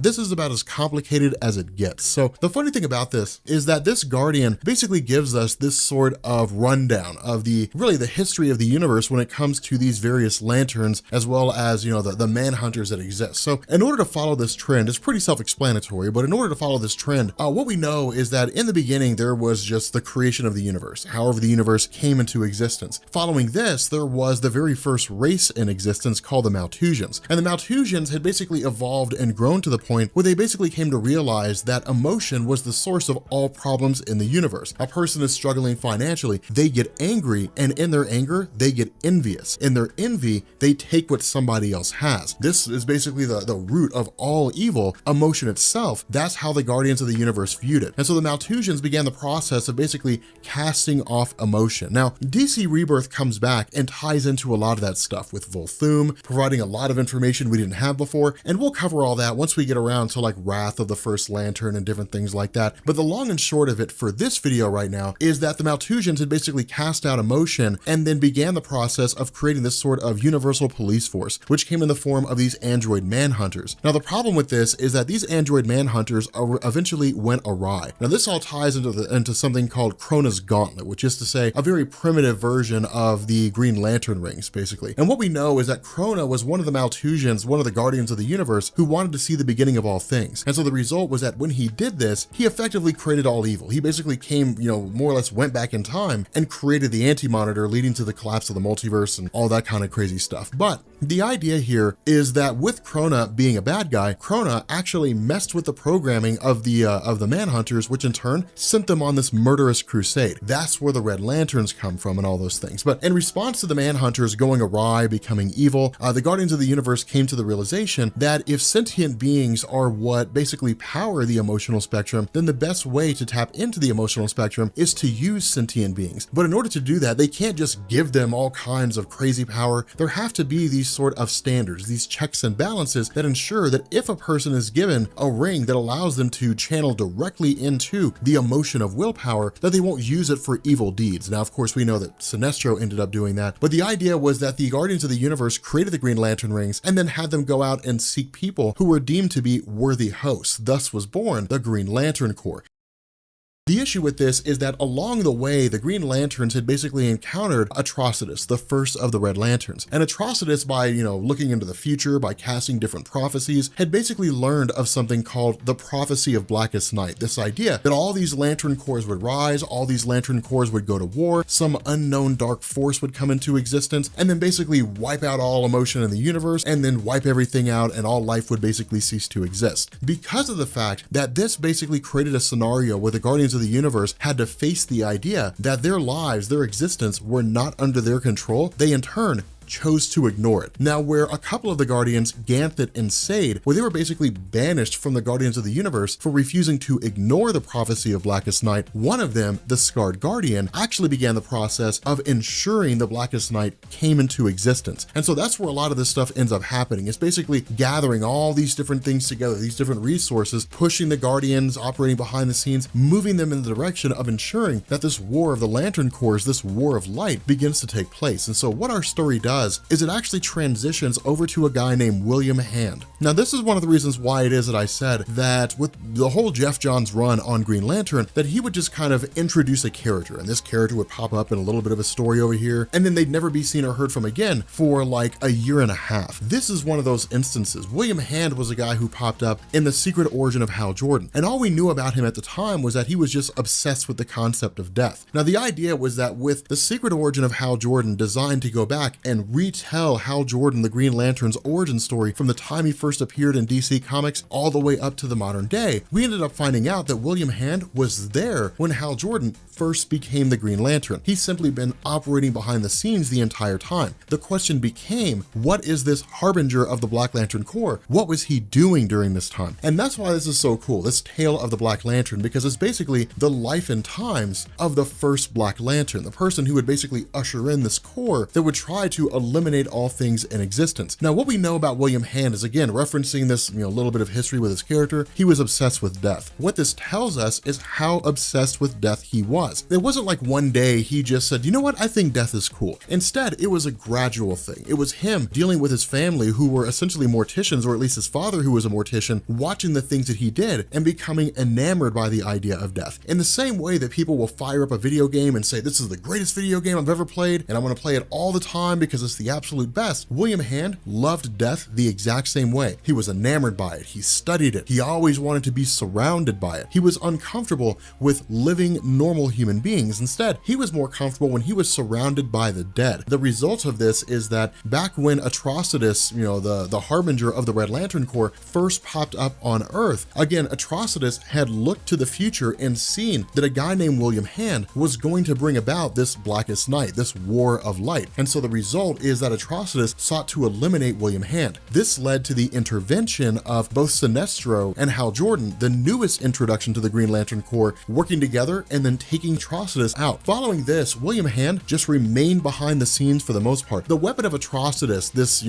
device that was able to channel Green Lantern energy, was essentially left behind. And in using this, what ended up happening is William Hand just sort of became this guy that was going through the process of trying to implement death everywhere he went. He's simply just obsessed with the concept of killing things. Now, of course, this leads to him donning his costume, basically becoming Black Hand. This, of course, references all the way back to the old school Green Lantern stories, where Black Hand was very much a minor villain of Hal Jordan. This expands on that, and it basically says this is the road that William Hand took that led him to basically becoming the harbinger of the Black Lantern Corps. Now, the other half of this is that because William Hand was operating behind the scenes the entire time that Hal Jordan was the Green Lantern, he was privy to all these different changes. So when John Stewart first popped up as the second Green Lantern on Earth, followed by Guy Gardner, followed by Kyle Rayner, the events of Emerald Twilight, when he basically began to channel all this fear, became a host for the living embodiment of fear in the form of Parallax, wiped out all the Green Lanterns. These are all the things that William Hand was seeing. He was watching them happen. The idea here was that he had seen more and more superheroes die more and more often. The issue with this is that each time, for the most part, they kept coming back. So characters like Digger Harkness, Ted Kord, Maxwell Lord himself,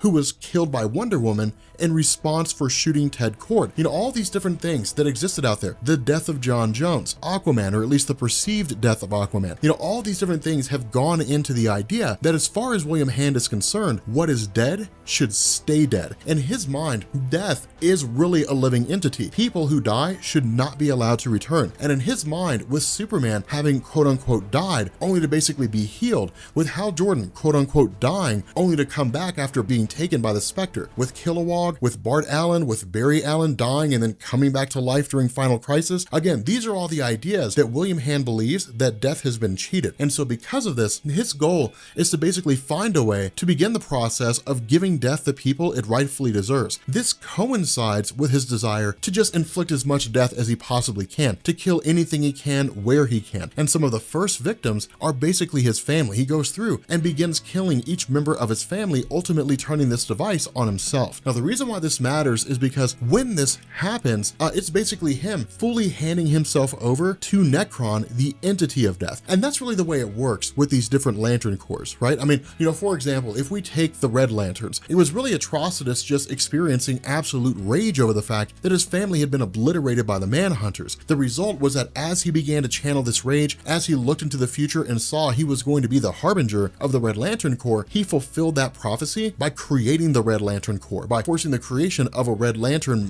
power battery and then a Red Lantern central power battery. It was just working through the emotion of rage. Every single Corps always has that one person that creates it, and that person goes through all these different steps and all these different processes, this journey of sorts that ultimately leads to the formation of that Corps. With William Hand, it's a little bit different. It's not like the Scarred Guardian shows up, basically spews this Black Lantern ring out, which in turn attaches itself to William Hand and says, you are going to be my harbinger for the Black Lantern Corps. It's not like the Scarred Guardian started spitting out all these Black Lantern rings and they all just started going around, because then the question is, who would they go to? This is basically the Corps of death. And so the only thing that really can be done here is for William Hand to begin the process of resurrecting the dead. And that's why this is so cool, is because at this point, we switch over to the perspective of the death of Batman through the eyes of Barry Allen the Flash and Hal Jordan himself. Now, this is told from a variety of different ways, but when it came to the death of Batman, it's really more of a misnomer. Batman being hit by the Omega beams of Darkseid during Final Crisis was basically this idea that DC could essentially remove Batman from the landscape for a time and then tell a story of his eventual return. What ended up happening is Batman was just time displaced. That's all it was. He was thrown back to the very early days of humanity, and that was really it. Now, of course, this was DC's attempt to basically set the stage to go back and retell this grandiose story for the origin of Batman. In the end, it didn't matter because they rebooted like 2 years later. But the whole idea here is that from the perspective of Hal Jordan and Barry Allen, they don't know that Batman's all the way back at the early days of humanity. As far as they're aware, Batman is dead. Now, the other half of this is that Hal Jordan begins talking about the idea of how people respond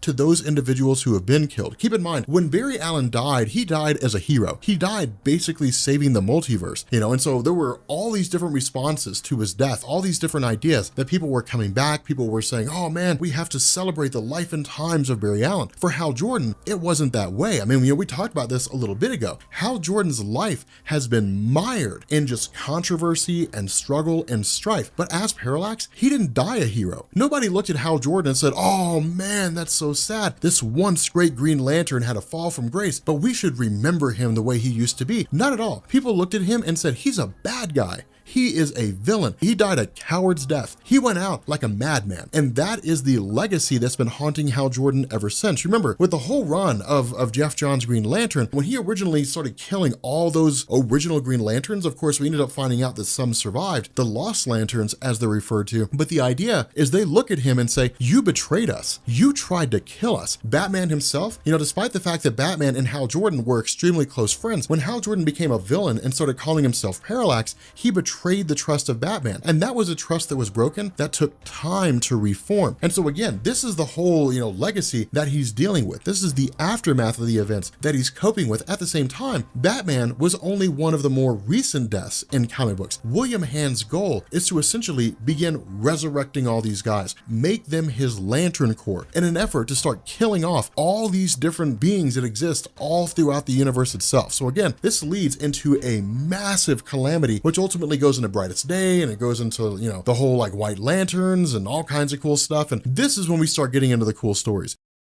Oh my God, Rob Core, man. Let me tell y'all something. This story, dude, Blackest Night, man, this story is so good. If God was writing Green Lantern right now, this is what it would look like right now. This is one of the best stories that I've ever seen, ever read in the history of comic books. Dude, this story is so amazing. So Blackest Night is as much like a soft reboot as it is just like this amazing epic. Because remember, Blackest Night basically focuses on the resurrection of like all these dead superheroes. Kind of a resurrection. It's sort of a weird situation. But Blackest Night really is like this next stage of Geoff Johns' run on Green Lantern, and this has been a long time coming. Keep in mind, the Green Lantern, I guess, landscape as it's progressed over the course of the entire, series that we've done so far, which we cover every Sunday, the idea is that it all started with like Sinestro Corps War, right? Like Thal Sinestro, formerly a Green Lantern, abused his powers, he was banished, he found a Yellow Lantern, or he basically had a Yellow Lantern ring created for himself, and then formed his own corps. This led as a direct conflict between the Green Lanterns and the Sinestro Corps. But the idea was that this was really rooted in the character of Abin Sur. Abin Sur was a Green Lantern, he was the one who died on Earth and gave his ring to Hal Jordan. But Abin Sur had been told of the prophecy of Blackest Night by a being named Atrocitus. Atrocitus had looked into the future and saw that there was going to be this massive war of light, and the Black Lanterns would rise and extinguish all life across the universe. But the Guardians of the Universe saw this as fear-mongering. Atrocitus was the guy who made the Red Lantern Corps. And so the idea was that because Green Lanterns have to overcome fear in order to be able to use their powers, that this was all just a tactic used by Atrocitus for the purpose of weakening Abin Sur so he could be defeated. Because of this, almost none of the Guardians took it seriously. The only two who did were Ganthet and Sade. And in order to protect themselves from the prophecy of Blackest Night and to ensure that there would be some sort of way to win, they formed the Blue Lantern Corps. And so at that point, it was just a waiting game. We had the Blue Lanterns there, we had the Indigo Tribe, this super mysterious Lantern Corps that we didn't really know anything about. You had the Star Sapphires, who were a Lantern Corps rooted in love. You had the Green Lanterns, you had the Sinestro Corps that was kind of out there somewhere, and then you had the Red Lanterns, and that was really about it. I mean, it was just, okay, now we're just having these stories and we're just waiting until Blackest Night happens. But all of this really stems from a guy named William Hand. This guy is a dude who was just obsessed with death. But because all the different lanterns, Lantern Corps that exist out there have entities, basically these living embodiments of their respective emotions, the living embodiment of death is a being named Necron. And this is the person that William Hand basically worships. But the idea here is that this all initially kicks off with William Hand literally going to the grave of Bruce Wayne and taking his skull. Now, this comes immediately out of Final Crisis, and we have not covered Final Crisis just because of the fact that that story is an exercise in the absolute befuddlement and mind-boggling of why a person would write a story like that. But the long and short of Bruce Wayne's involvement in Final Crisis is that the villain Darkseid, one of the new gods, had basically sought to dominate all things in existence by using the anti-life equation. At the end of the story, Bruce Wayne fired a killing shot at Darkseid. Darkseid used his Omega sanctions, which should have just killed Bruce Wayne. Instead, he was actually time displaced, which is one of the roles this story serves to basically show us that Bruce Wayne's not dead, but everyone believes he's dead. And so because of this, of course, he's been buried at Wayne Manor, so on and so forth. And the idea is that in the face of Bruce Wayne being believed to have been dead, we end up having all these Black Lantern rings, which are just sent out across the entire universe. Now, what this does is this switches over to Coast City. And this is kind of a cool thing because again, all this really goes back to like Hal Jordan becoming Parallax. For those of you guys who are new to the whole Green Lantern landscape, Coast City plays a really significant role, not just because of its location, but because of the place that it has within the realm of the superhero community. Coast City is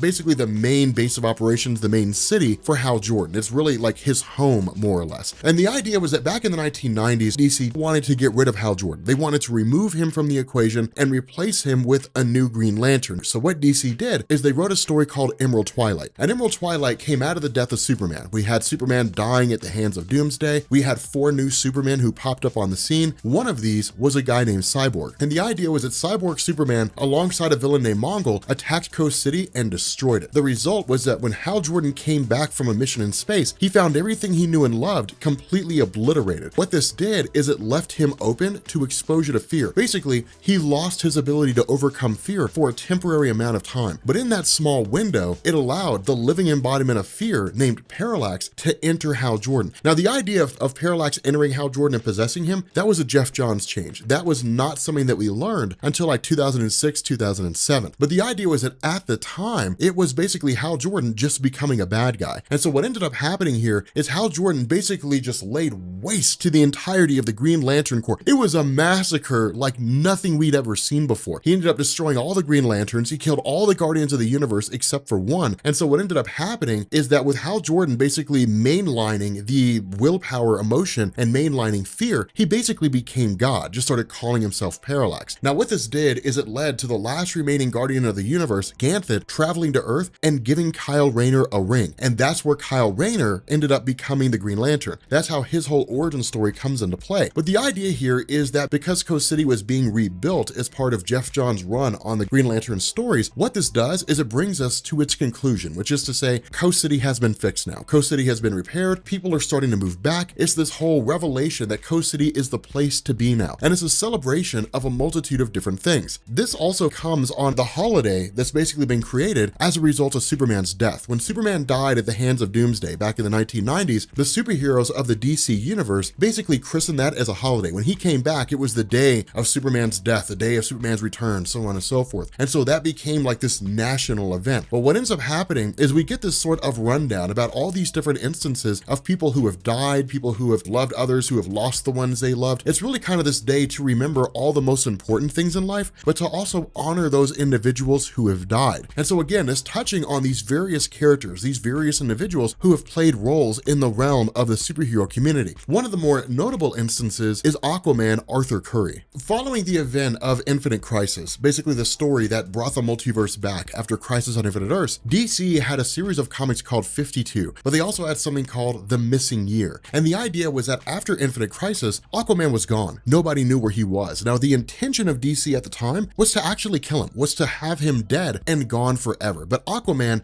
despite the legacy of being the guy that quote unquote talks to fish, fans still loved him and fans wanted him to return. So he ended up making his debut. What this ends up doing is it still leaves out there the idea that Aquaman is dead. Not only that, it actually solidifies the belief that Aquaman's dead in the sense that with Mera and with Garth, basically, Aqualad more or less, talking about the death of Aquaman and overlooking his grave and so on and so forth, he actually ends up re-emerging. He's one of these other people who pops up during the whole event of Blackest Night, which is to say a person who has a Black Lantern ring. Now, he's not the first person we see. I just kind of throw it in there because we were talking about Aquaman anyway. What we actually end up doing is picking up with Barry Allen. Again, one of the big revelations that came during Final Crisis is that where Barry Allen was believed to have died during Crisis on Infinite Earths, and it only ever really popped up once in a while in terms of like a flashback or something along those lines, what Final Crisis revealed and what Flash Rebirth, the original Flash Rebirth revealed, was that Barry Allen never died. Barry Allen merged with the Speed Force, and in the 20 some odd years, or even longer than that, the 25 years that he had basically been missing from DC Comics, in truth, he'd actually been in the Speed Force outrunning death constantly. And so because of that, during Final Crisis, Barry Allen re-emerged, and it was one of the coolest moments ever because it's like Jay Garrick and I think Wally West and like one other person they're there, and like a portal opens up and it's just like, Jay, Wally, run! And like Barry Allen comes running out of this portal. And like, I remember reading, and it was like, holy cow!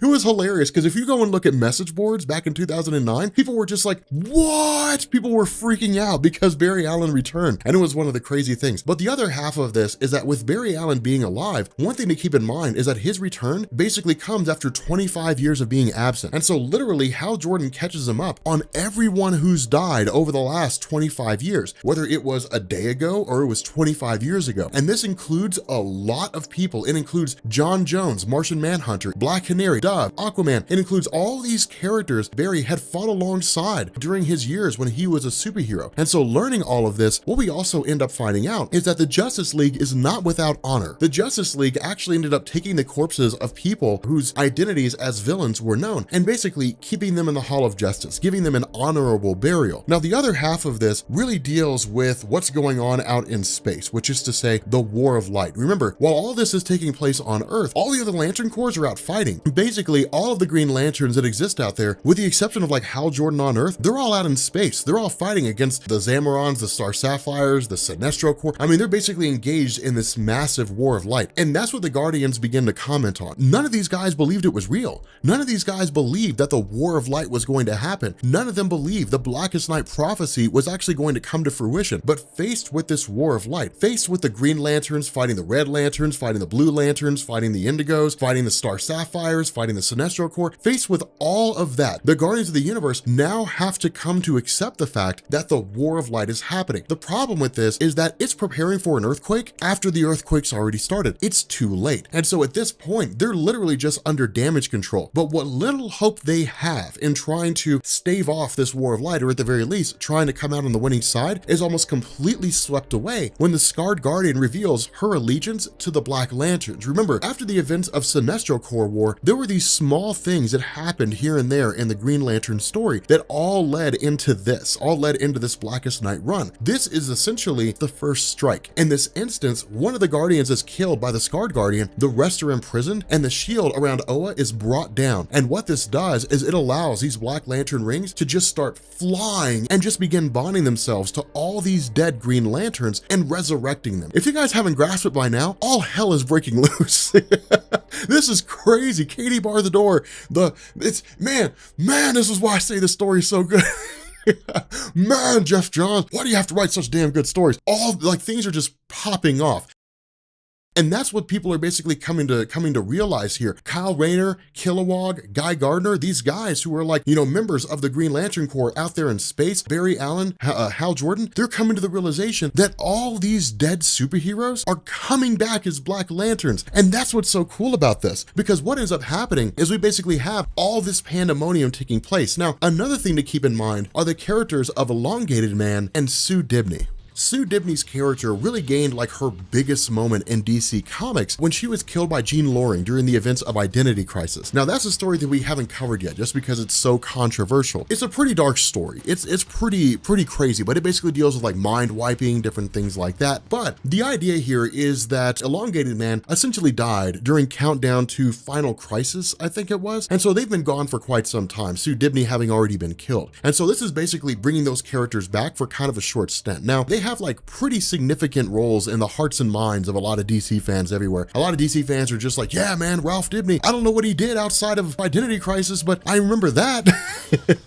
I remember Sue Dibney during Identity Crisis, but I don't know anything about her outside of that, which is fine because a lot of people latch on to characters during particular stories. The idea here is that this is essentially different people trying to deal with the emergence of these Black Lanterns all at the same time. Now with Aquaman, with him popping up as a Black Lantern, this basically goes into him killing off a multitude of his soldiers, attempting to take Mira as his queen, and then using his powers to literally just kill almost everybody else around him. Now, of course, this also introduces the death of Garth, but again, this is when we start getting into this whole soft reboot thing. The reason for this is because of the fact that with Elongated Man and Sue Dibney, for example, they end up showing up and they kill Hawkman and they kill Hawkwoman, and then they basically turn them into Black Lanterns. But the idea was for DC to essentially kill off all these different characters and then say, okay, with all these characters quote unquote being dead, here's the ones that we're gonna bring back. And so it was essentially kind of a soft reboot. It was better than simply having Hawkman walk down the road and get shot in the face and they're the death of Hawkman. It was a lot more interesting than that. So it kept things interesting, it kept them going smoothly, but it also allowed DC to get rid of characters that either weren't popular or their stories weren't selling or what have you. But one of the other things that we end up learning is that these characters who were dead and are being quote unquote resurrected are not their real selves. And that actually comes from a guy named Boston Brand. Now, Deadman is a guy who basically just goes around inhabiting bodies. He just takes over people. He's part of that whole DC Vertigo,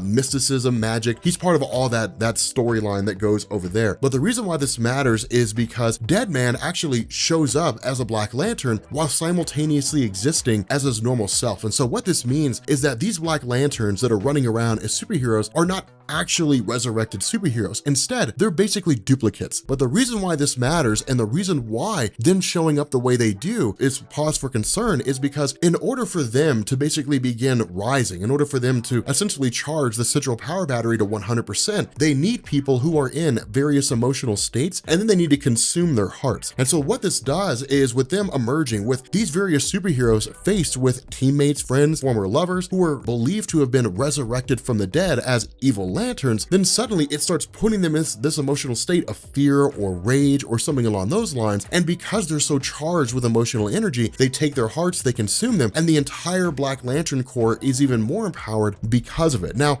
one of the biggest moments of the Black Lantern Corps comes in the form of the Spectre. Remember, the Spectre is basically the representation of God's vengeance, but the Spectre is one of these characters in DC Comics who's about as close as we get to DC's iteration of the cosmic entities. Remember, Marvel deals deals with things like the representation of the universe, how long it takes from the time the universe was made to the time that it ends, that time span. They have like cosmic entities for that. They have cosmic entities that represent the entirety of the universe. They have cosmic entities that represent all these different things. DC plays it a little more realistic. DC plays it as, okay, so there's the presence. There's basically God in the DC universe. Then there's like Lucifer Morningstar, basically Satan. But the reason why this matters is because these characters, these higher pantheon of characters in DC, are largely considered to be so astronomically powerful that they're well beyond the capabilities of any traditional superhero. But then in the face of these Black Lanterns emerging, these rings bonding themselves to people, one of the rings takes over and corrupts the Spectre. And so what this means is that the power of the Black Lantern rings is basically of the highest echelon, of the highest order, that no one can withstand the power of these rings. The reason why this matters is because this is Geoff Johns basically saying no one's safe. There's no safe haven, but he does provide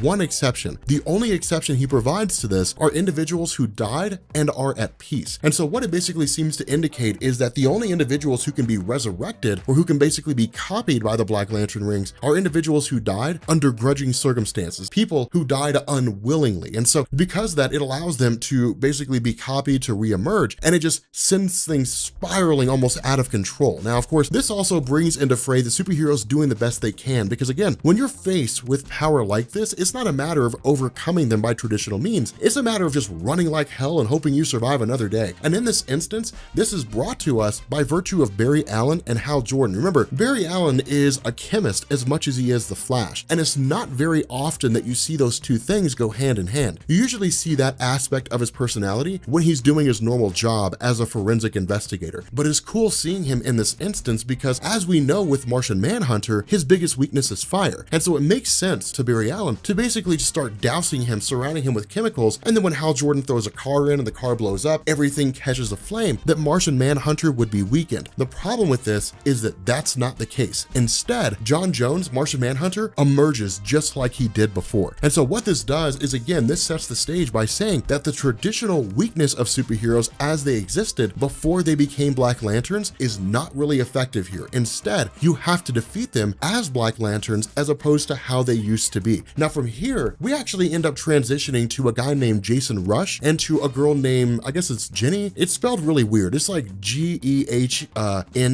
or something like that. But the idea here is that this was DC's attempt to basically reinvigorate the whole concept of Firestorm. Remember, Ronnie Raymond as Firestorm had been that way for quite some time, and it's one of the most popular iterations of his character. And this instance is actually Jason and this girl, Jenny, we're gonna go ahead and call her that, who basically inhabit the same body, or at least who will become the Firestorm concept. The issue with this is that Jason had basically merged with several people before this. So it was literally DC grabbing him and saying, okay, Jason Rush will be the main Firestorm person, and then we'll grab whoever else and see which person fans like the most. The issue was that Jenny was not really a character fans enjoyed too much, so they actually end up killing her off in this story. But again, one of the other things that we end up learning is that the Black Lantern rings cannot just be removed by traditional means. Instead, the rings actually grow roots down into the person. They are part and parcel. So trying to remove the ring is almost impossible because the ring will come back. That person is part of the Black Lantern Corps, and they will stay that way unless a tried and true means of taking them down can actually be found. And so because of this, with Jason Rush, with Jenny basically going through investigating as best they can, of course, we end up finding out that they were summoned to the Hall of Justice by Mira herself, the wife of Aquaman. And that's really where the story begins to hit home, because what this is just escaping. It's them just fleeing for their lives. Now, of course, this also coincides with the arrival of the Indigo Tribe. Now, remember, the Indigo Tribe are very mysterious, but one of the reasons why the Indigo Tribe are so powerful is because they can tap into and manipulate other Lantern Corps. And so in this instance, Indigo One, the leader of the Indigo Tribe, is actually able to separate one of the Black Lanterns from their rings using a combination of the Indigo Tribe's power and the Green Lantern's power. So again, what this does is it actually tells everybody else who's there that being able to defeat the Black Lanterns basically comes through combining powers together and trying to take them out. But that's a stopgap measure. All it's really going to do is solve things temporarily. What they need is a tried and true measure of bringing the Black Lanterns down. And the cool thing about this is Geoff Johns teases it to us. Geoff Johns actually tells us something called the white light. And what he basically says is that in the beginning of all things, there was simply just white light. There was just white. That's all there was. But eventually the darkness essentially,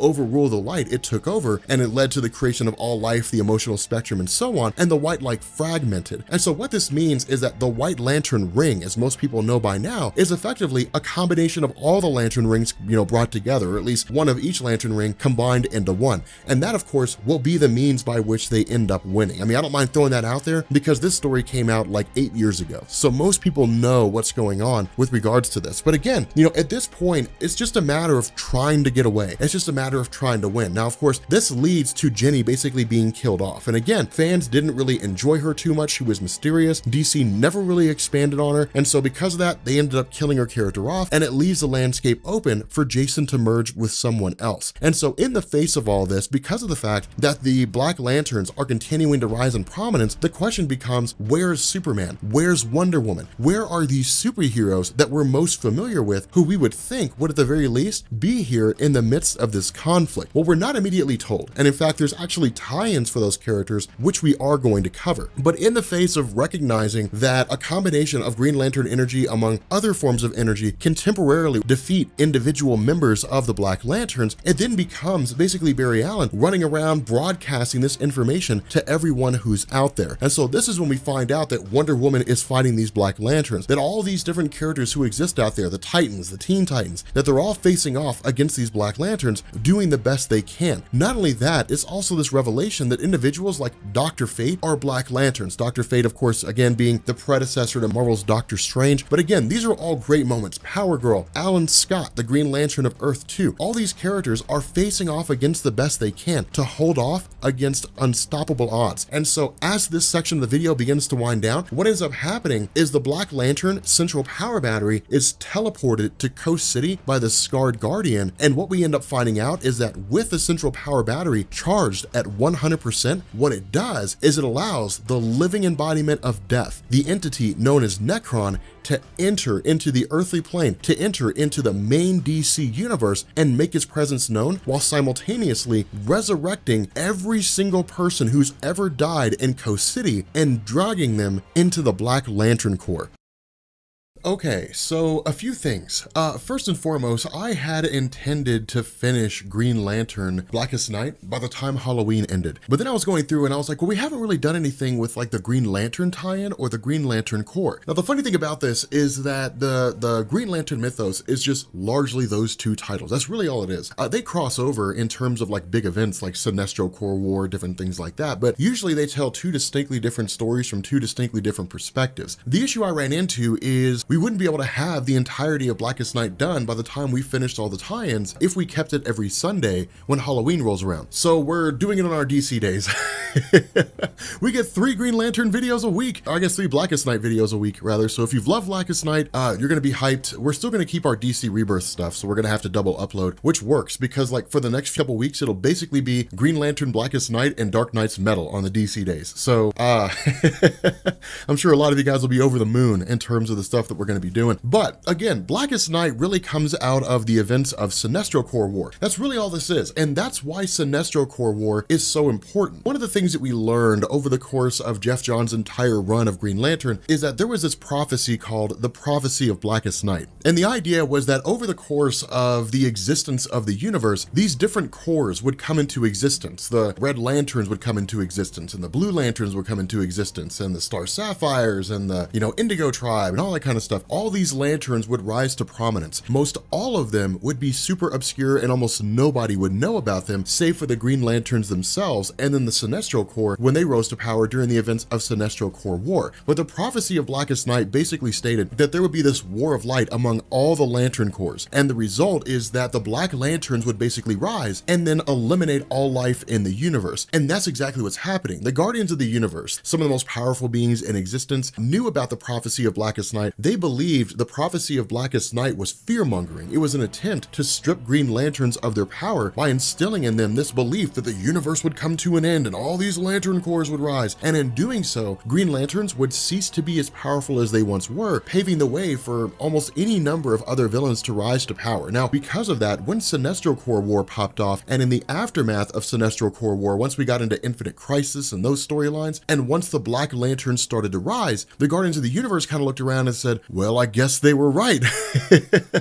The problem is that this created a rift of sorts, because a couple of the Guardians named Ganthet and Sade always believed the prophecy was going to come into existence. And so in order to prepare for it, they created the Blue Lantern Corps, and the Blue Lantern just kind of existed out there. The fact remains here that in the presence of all these Black Lantern rings, when we began covering Blackest Night, we basically did issues 1 through 4 and then stopped and started doing tie-ins. The reason for that is because everything that we're covering right now in terms of these tie-ins, really until I say otherwise, this is all taking place during the first 4 issues of Blackest Night. The other half of this is that almost everybody is encountering this in their own way at the outset. The Green Lantern Corps is encountering all this stuff at the outset. Hal Jordan and those guys are on Earth, they're encountering it. John Stewart is actually just sort of pondering the nature of the mistakes that he's made when it came to the planet of Xanchi. Now, we talked about this before. Between 1988 and 1989, DC published a story called Cosmic Odyssey. It was a 4-part series, and it was weird. It was a really, really weird story written by Jim Starlin, but it basically detailed this idea that there was just some being called Anti-Life, more or less, that had split itself into 4 parts and it had gone to 4 different planets. But the idea was that John Stewart was a relatively new and pretty reckless Green Lantern when he was younger, and the result was that he teamed up with Martian Manhunter to try to find a way to basically keep Xanchi from being destroyed, due to the fact that if 2 of these planets were obliterated, the universe would be destroyed in its entirety. He basically screwed up, ran headlong into it, found this giant bomb in the middle of the planet, was too late to save it, and everybody on the planet died. Now, the funny thing about John Stewart is that he is basically a Green Lantern that did not initially rise to any real significant measure of popularity until Justice League came out in 2001. He was introduced 30 years earlier, in 1971. He basically served as a backup character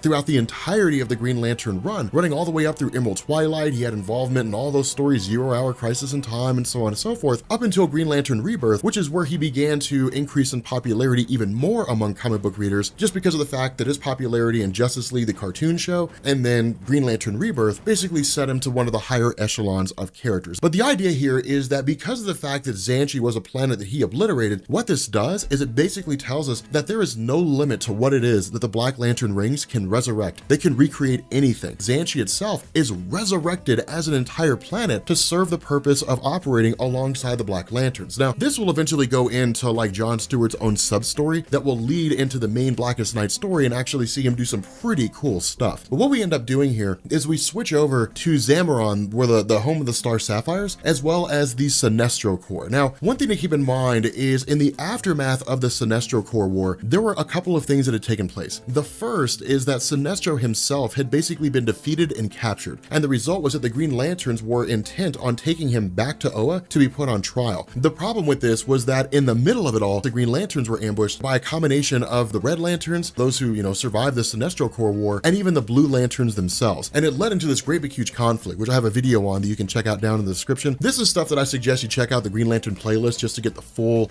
explanation of it. But the idea was that Atrocitus, the leader of the Red Lanterns, simply wanted to obliterate all lanterns in existence, wanted to just get rid of them all in their entirety. The idea was that this led into a series of skirmishes that took place between the Sinestro Corps, the Red Lanterns, the Blue Lanterns, the Green Lanterns. In addition to all this, one of the members of the Sinestro Corps named Amon Sur, the son of Abin Sur, who first gave Hal Jordan his Green Lantern, Amon Sur had basically eliminated the entire family of one of the Green Lanterns. And the result was that this Lantern's friend had basically discovered what was going on, and in her wrath, killed Amon Sur despite the fact that he was basically surrendering. The result was that Lyra herself was ousted from the Green Lanterns, and in her rage was given a Red Lantern ring. And then that led into the whole skirmish of the Green Lanterns showing up, the Sinestro being captured, so on and so forth. In an effort to basically try to turn Lyra away from being a Red Lantern because of the fact that she was one of the original Green Lanterns, Thal Sinestro had actually killed her while Hal Jordan was trying to reason with her. Hal Jordan eventually became a Red Lantern, different things like that. But this all basically goes towards this idea that the Sinestro Corps itself was experiencing what amounted to a civil war, in the sense that you had Thal Sinestro, who had finally been captured by the Green Lanterns and was being held prisoner. While that was going on, a villain named Mongol, who is by and large as strong, if not stronger than Superman, depending on what stories you're reading, was given a Yellow Lantern ring himself, and then basically co-opted leadership of the Sinestro Corps and took it over in Sinestro's absence. And so what you basically had were members of the Sinestro Corps who were loyal to Mongol and those who were loyal to Sinestro. The result was that when everything popped off and when everything started going to pot and it all started going awry, Sinestro made his escape, he was out, he grabbed those who were faithful, and then tracked down the Star Sapphires,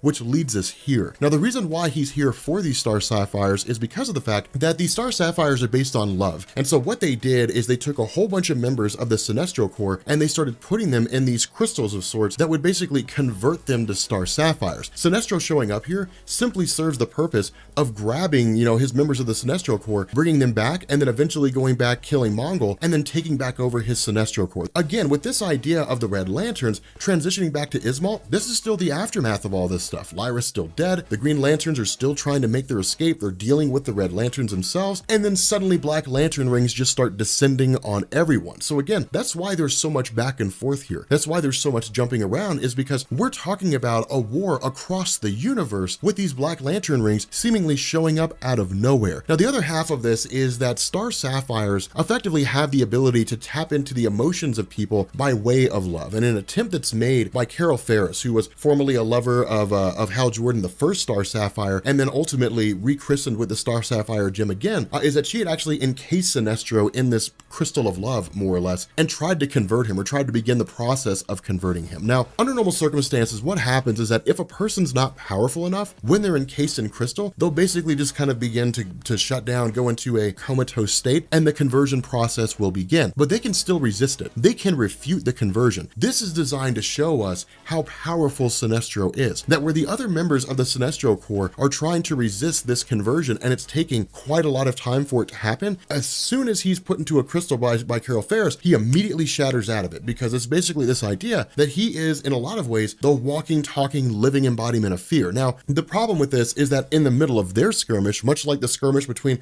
the Red Lanterns and the Green Lanterns and all that stuff, we're basically met with the arrival of the Black Lanterns. And so again, that's why I say all this takes place over the course of the first 4 issues, is because this is basically all these different groups in the middle of their ongoing conflicts, basically in the middle of this war of light. And then suddenly the Black Lanterns start appearing out of nowhere. The other half of this is the Orange Lantern Larfleeze, who's basically kind of an outlier. When it comes to all the Lantern Corps that exist in DC Comics, they effectively have this governing rule in the sense that only those who are able to overcome great fear can become Green Lanterns. Only those who are basically able to manipulate fear and use that fear to empower themselves can become Sinestro Corps members, so on and so forth. Larfleeze is not like any of the other corps. Larfleeze is the Orange Lantern of greed, of avarice. And so the idea is that he has the whole of the Lantern Corps power to himself, which makes him insane in terms of the kind of things that he can do. But the idea here is that because the Blue Lanterns were so intriguing to Larfleeze, when the opportunity arose, which we had covered previously, for him to basically capture the Blue Lanterns, when he was introduced to the idea that they exist, he basically took all of his constructs and just sent them all directly to the Blue Lanterns themselves.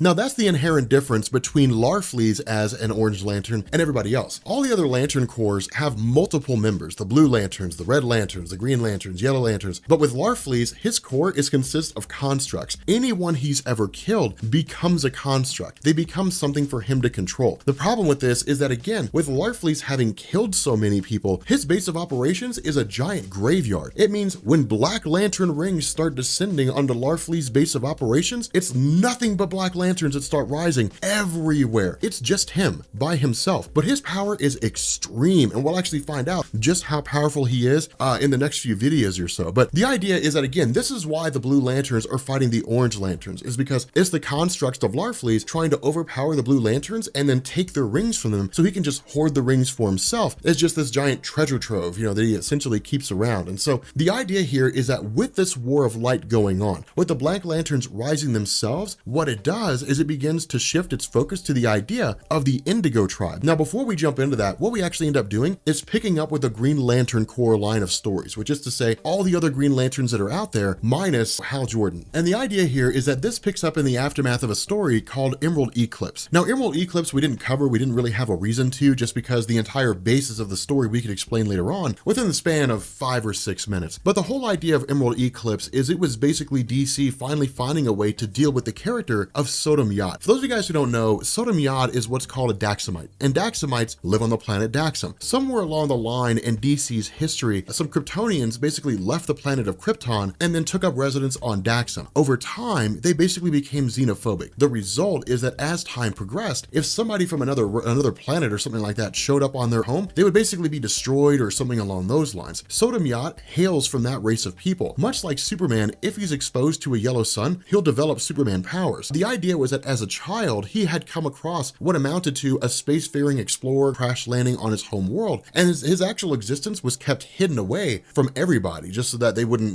freak out when he was there. But through this explorer, Sodom Yat learned about the greater universe, about the Green Lantern Corps and all these different races that exist out there and so on and so forth. The problem was that when this explorer was discovered, he was basically taken, killed, and stuffed by the Daxams themselves. This created an absolute hatred for his own race and their xenophobic views at the hands of Sodom Yat. In response to this, when he was given the opportunity to become a Green Lantern, he immediately took it. Now, he became significant in the Green Lantern mythos for two reasons. The first is because it was believed that if someone like Superman ever became a Green Lantern, they'd be the most powerful lantern in existence, because it's basically the powers of Superman combined with the powers of a lantern ring, and so that would be hitherto almost unchecked powers. The other half of this is that he was destined to become the new Ion. When DC originally launched the events of Emerald Twilight and 0 Hour Crisis in Time, Hal Jordan became possessed by Parallax, all that kind of good stuff, he eliminated almost the entirety of the Green Lantern Corps. Kyle Rayner basically became a being called Ion, which basically allowed him to house the entity in the sense that he was basically able to single-handedly resurrect the entirety of the Green Lanterns. That's what the Ion entity is. Should all the Green Lanterns be killed, the Ion can bring them all back. He can basically bring back the Guardians and the Central Power Battery and all that kind of stuff. The whole idea is that because Sodom Yat was so powerful, during the events of Mongol running the Sinestro Corps, he basically invaded the planet of Daxam. Sodom Yat intervened, and in the midst of it all, basically took the red sun or flew himself into the red sun and then used his own energies and converted it into a yellow sun, gave all of his people Superman powers, and they fought off the Sinestro Corps. And that's basically it. That's the gist of it. But the idea is that he was believed to have been left for dead. He was believed to have died. Now he didn't, and he'll come back during the events of Brightest Day. But at the time, he was believed to have been gone, and it allowed DC to put him on the back burner. But while there isn't a whole lot of meat and potatoes to the Green Lantern Corps story, what this basically does, or at least in terms of this story, is it deals with the idea that with these Black Lantern rings descending on all these different people, everybody's having to deal with it in their own way. For the character of Kyle Rayner, he basically sees this sort of reincarnation of the character Jade, the daughter of the Green Lantern Alan Scott, who Kyle Rayner had been in love with and who had ultimately died. Because of the fact that Jade, alongside almost all the other girlfriends that he's had, have all perished in tragic circumstances, it's a haunting factor of Kyle Rayner. That's one of the reasons why he never really gets into relationships, or if he does, it's tedious, because for him, he's always afraid the girlfriend he has is going to get quote unquote stuffed in a refrigerator. That's the big concern that goes on in his mind when it comes to other people. The other half of this is it actually shows how sadistic the Black Lanterns are, in the sense that they actually bust into a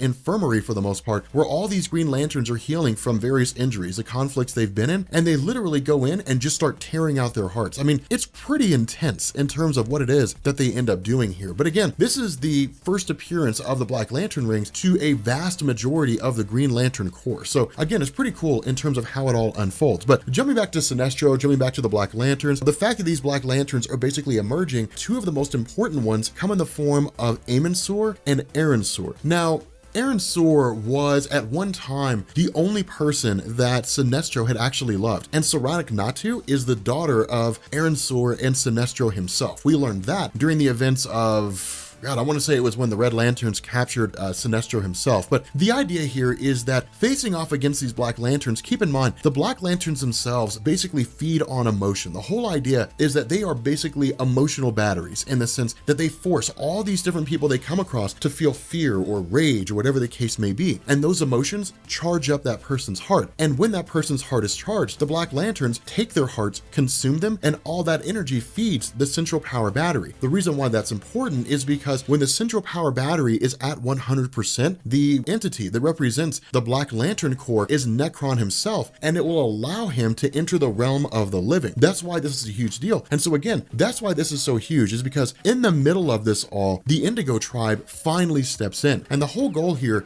is for them to essentially be the voice of reason, the voice of logic. And they will be the ones who will basically come together and say, we have to unite the Lantern Corps against the Blackest Night. We cannot let them battle, because if we do, then what this will do is it will basically live up to the prophecy. And so with that in mind, the Indigo Tribe, Indigo One, at least the leader of the Indigo Tribe, basically grabs Sinestro and takes him directly to Mongol, because the whole idea here is to eliminate Mongol and reunite the Sinestro Corps, because they need every single living member of every single Lantern Corps and more to defeat the Black Lanterns. It's a coming together of every living being in existence to fight off against the Black Lanterns and have it come to a head in a massive battle. Thal Sinestro is just one with his own Lantern Corps. He knows how to use it in a way that nobody else does. Mongol is just this heavy hitter. He's just this slugger. That's really all it is. He's really, really smart and he's very capable, but he's not a master of the Sinestro Corps. Sinestro actually overpowers and eliminates Mongol right off the bat. And so what this does is it basically leads into this idea that we're going to see the return of the Sinestro Corps, and we're eventually going to see a continued call to arms. All these Lantern Corps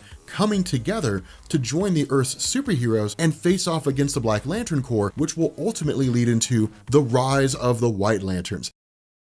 Okay, so continuing our discussions on Blackest Night, at this point we pick up with the second part, and this focuses partly on the Green Lantern Corps and the second half on the Green Lantern title itself, again, much like we did in the previous video. Now, in the last video, we had basically dealt with this idea that there were two things happening in the universe at the same time. I mean, the Black Lantern rings are basically these rings that attach themselves to those who have been deceased, and they resurrect them for the purpose of emotionally charging other individuals, so that when those individuals' hearts are just filled with all different types of emotions, the Black Lantern takes their heart, consumes it, and it feeds their central power battery, charging it up to 100%. Now, the idea here is that in the last video, we basically mentioned that the Black Lantern rings basically spreading throughout the universe was a massive calamity, because what it meant is that individuals who had died across the universe were being resurrected, no matter what planet they were on, and we even saw entire planets being resurrected by the Black Lantern rings. Now, of course, all this goes towards the entity of Nekron, which is to say, in the DC universe, when it comes to the emotional spectrum, you've got entities that represent those spectrums. They're not really gods. They're really more just kind of like avatars. And so Nekron is kind of this living embodiment of death, so to speak. But the idea here is that the goal of the Black Lanterns is to basically charge the central power battery to 100% so that it will basically open a gateway and allow Nekron to enter the living realm. And all of this is important because of the fact that this feeds into the War of Light. It feeds into the rise of the Black Lanterns. All these Lantern Corps going to war against one another. While that's happening, the Black Lanterns rising to prominence, ultimately eliminating all life in existence, and then ushering in this basically Blackest Night, this eternal darkness in the universe. And so with the Green Lantern Corps, this again focuses on basically everybody except for Hal Jordan, the main Green Lantern, quote unquote, in the DC universe. And so we basically end up picking up with like Saronic Natu and these characters. And we had talked about how the Black Lanterns were really sadistic because they would basically kill anybody.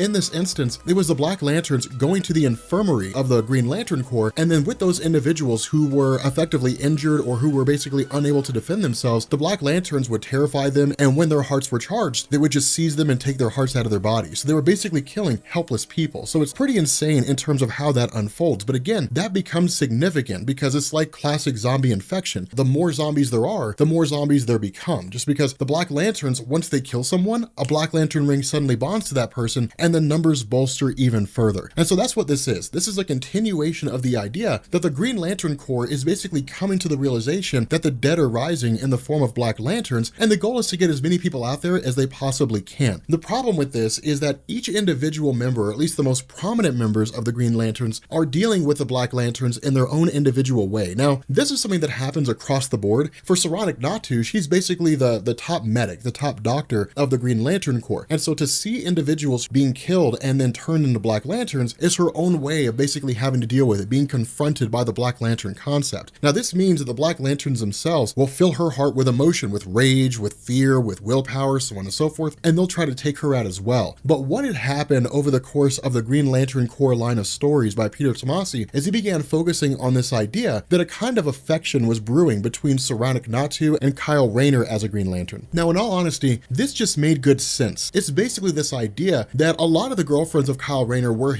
like, heroic, or they were very virtuous, but with Saranac Natu, she basically possesses all those character traits. She's headstrong, she's brave, she's got the drive where it counts, she's got ambition. Her goal is to be one of the greatest Green Lanterns. And so it was basically Peter J. Tomasi coming along and saying, we're going to introduce a love interest between Kyle Rayner and Saranac Natu, but she's not going to go out the same way as everybody else. The cool thing about this is that with Kyle Rayner's most recent girlfriend, a girl by the name of Jade, who was basically the daughter of the Green Lantern Alan Scott, what happened is that she essentially sacrificed her life in order to save Kyle Rayner, also imbued him with something called the Star Heart, which is basically a version of the Green Lantern energy from a different reality. And the idea here was that it helped to bolster the powers of Kyle Rayner, went towards him being Ion. We talked about that in a previous video. But the long and short of this is that Jade had basically been resurrected by a Black Lantern ring. And much like all the Black Lanterns that we've seen so far, the goal is emotional manipulation. Feed on their emotional state, whatever relationship they have, charge their hearts with energy, and then take their heart when it's filled with emotion. Jade had initially appeared to Kyle Rayner as, hey, it's okay that I pass,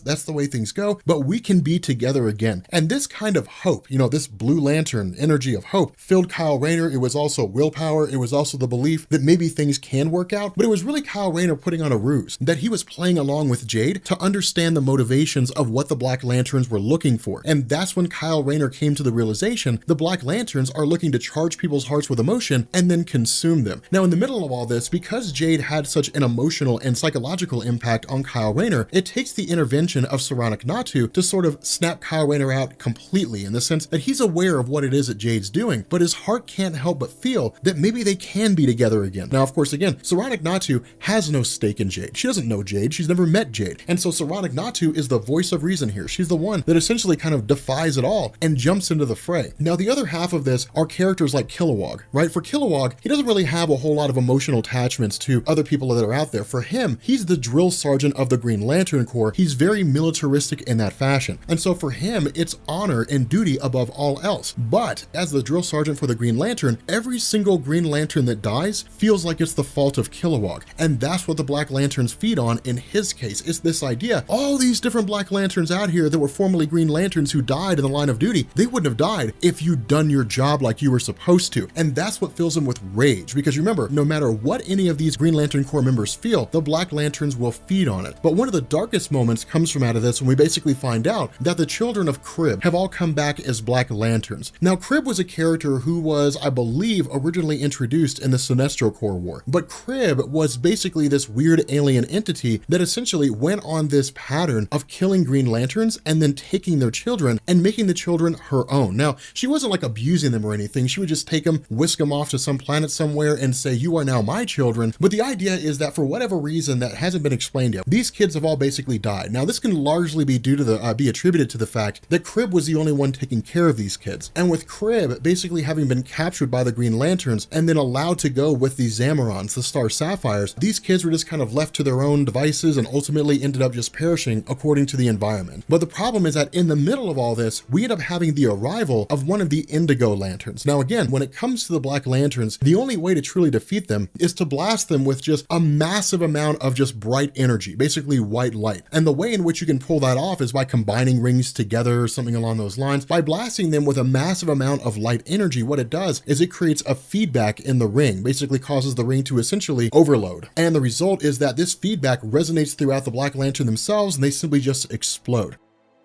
But what this does, with the arrival of these kids, with the arrival of the Indigo tribe showing up and basically helping the Green Lanterns to stave off the Black Lantern Corps, we switch our focus to the Red Lanterns. Now again, we talked about this in the last video in the sense that the Red Lanterns were basically dealing with the aftermath of the Green Lanterns trying to retrieve one of their own who had previously perished. And in the middle of this whole conflict, with the Green Lanterns being the only ones really left there, the Black Lantern rings started descending on everybody. And what happens is 4 of the 5 inversions are basically basically resurrected. Now, the 5th inversion is Atrocitus himself, the person who created the Red Lantern Corps. But to provide a little bit of history, for those of you guys who are watching this video for the first time, the first thing I would suggest is checking out the origin of the Red Lanterns. That way you'll fully understand who the 5 inversions are. But the long and short of this is that before the Green Lanterns were ever created by the Guardians of the Universe, the Guardians of the Universe had created the Manhunters. And the Manhunters are basically just robots. And the belief of the Guardians is that because the robots only do what they're told, they're the perfect form to basically police the universe, to make sure that there's no credible threats with regards to people trying to obliterate planets or anything along those lines. The problem is that the Manhunters malfunction, and we'll actually find out later on down the line that it was one of the Guardians themselves that caused it to happen. But the idea is that with the Manhunters basically going awry, they traveled to Sector 666 and basically killed everyone. And so what ended up happening is the survivors of Sector 666, these 5 inversions, came together in their hatred for the Guardians of the Universe and began the process of plotting and trying to find a way to eliminate the Guardians in their entirety, along with the newly formed Green Lantern Corps. And so where Atrocitus was one of the 5 inversions and had basically seen a vision of the future with regards to what's actually happening right now, what he in turn did is killed the other 4 inversions and then created the Red Lantern Corps. And so that's why these inversions are resurrecting, is because these are the people that Atrocitus killed. And so in this instance, with the 4 inversions popping up as Black Lanterns, Atrocitus is fearless and doesn't care. Because he's so full with rage, because rage is the one governing force of his life, his heart was already charged with full emotion. But the caveat to this, and remember, when it comes to the Red Lanterns, when they're given a Red Lantern ring, it replaces their heart. And so where the Black Lanterns attack Atrocitus for the purpose of taking his heart and consuming it, his heart will inevitably regrow. Now, this has both a benefit and a drawback. The benefit is that they can't kill Atrocitus by tearing his heart out, which means the Red Lanterns cannot be killed by the Black Lanterns, and the Red Lanterns themselves cannot become Black Lanterns, unless of course the ring is taken away. The drawback to this is they are basically an infinite source of emotion. As long as they keep like Red Lanterns prisoner, Black Lanterns could literally just repeatedly tear out their hearts and consume them until they charge the central power battery. That's why this threat of the Black Lanterns has to be dealt with as fast as humanly possible. But in this instance, because Atrocitus is basically the living embodiment of rage, the Black Lanterns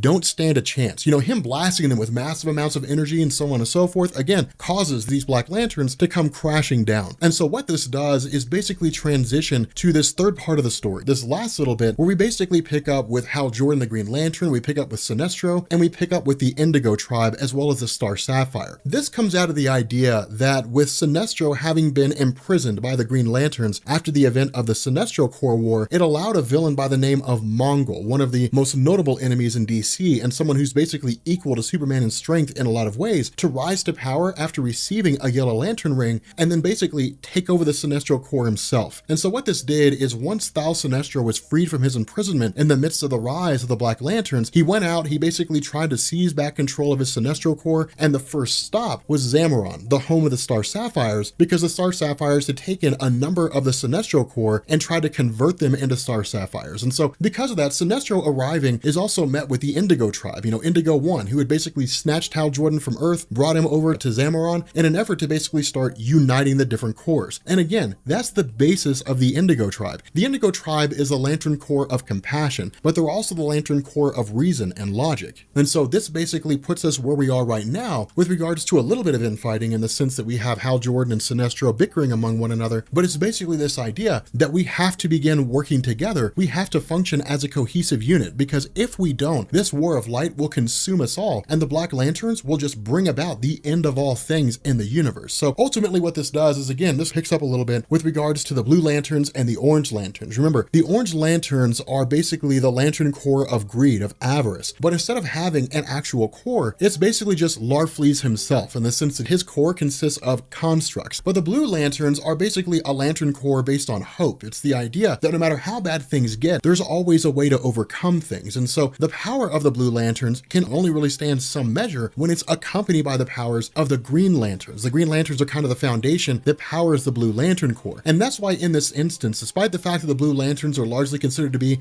the most powerful, they're really struggling against the Orange Lanterns because there's no Green Lanterns there to bolster their own power. But this changes when Indigo 1 brings Hal Jordan and Sinestro and Star Sapphire directly to where it is the Blue Lanterns are at. Because again, the Green Lanterns bolster the Blue Lantern power, and the Blue Lantern rings can supercharge the Green Lantern rings. So they're designed to basically work together. But this allows the Blue Lanterns the power they need brigade facing against Larfleeze. The problem is that in the middle of all this, all the orange constructs vanish. And the reason for this is because Larfleeze recalled them all to himself because of the fact that, again, the Black Lantern rings descended on Larfleeze's base of operations and began bonding themselves to all these people Larfleeze had killed in his greed and in his hubris. And so with this in mind, the Larfleeze basically begins to panic and basically begins to run off, but is met by the arrival of Atrocitus, who basically shows up having defeated all four inversions and the Black Lanterns on his own home planet with the intention of not only seizing the Orange Lantern ring for himself, but using it with his own abilities, because what it would do is it would bolster the power of the Red Lanterns in terms of the fact that he's able to use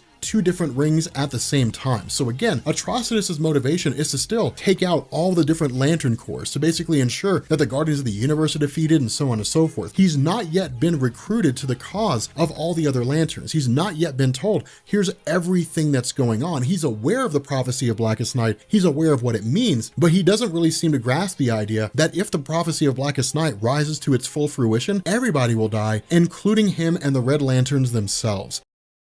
Okay, so jumping back into Blackest Night again, this is when everything begins to change, and this is cool because for those of you guys who are following or who saw our very first Blackest Night video, which was basically the main Blackest Night story issues 1 through 4, this finally brings us to the point whereby the central power battery is completely charged, and this begins the process of allowing Nekron, the living embodiment of death in the DC universe, to begin moving into the realm of reality. And initially, it's not like this right off the bat. It's this continued fight against all these different members of the Black Lantern Corps. Now remember, when it comes to the Indigo Tribe, because they're the logical and the reasonable ones, they're the ones who immediately picked up the clues right off the bat on how to defeat the Black Lanterns. It's basically just a massive amount of light. Now the way in which this comes about is with one of the members of the Indigo Tribe, the second in command, speaking with one of the other Green Lanterns. And while they're facing off against all these, these Black Lanterns, the question's asked, how is it that we're able to kill them the way we are? And the response of the member of the Indigo Tribe is to simply say, I can combine my light with your light and we can in turn destroy the Black Lantern rings. The issue with this is that it has to be concentrated. It cannot be a wide burst. It cannot be a scatter shot. And that's what's established here, because the question asked by the Green Lantern in hand is, well, why don't we just fly up into the air and just broadcast our light everywhere? And the reason why is because they're only dealing with so much light. They only have so much to go around. And so the response is, if they were to fly up into the atmosphere and if they were to use this, what they would basically do is blanket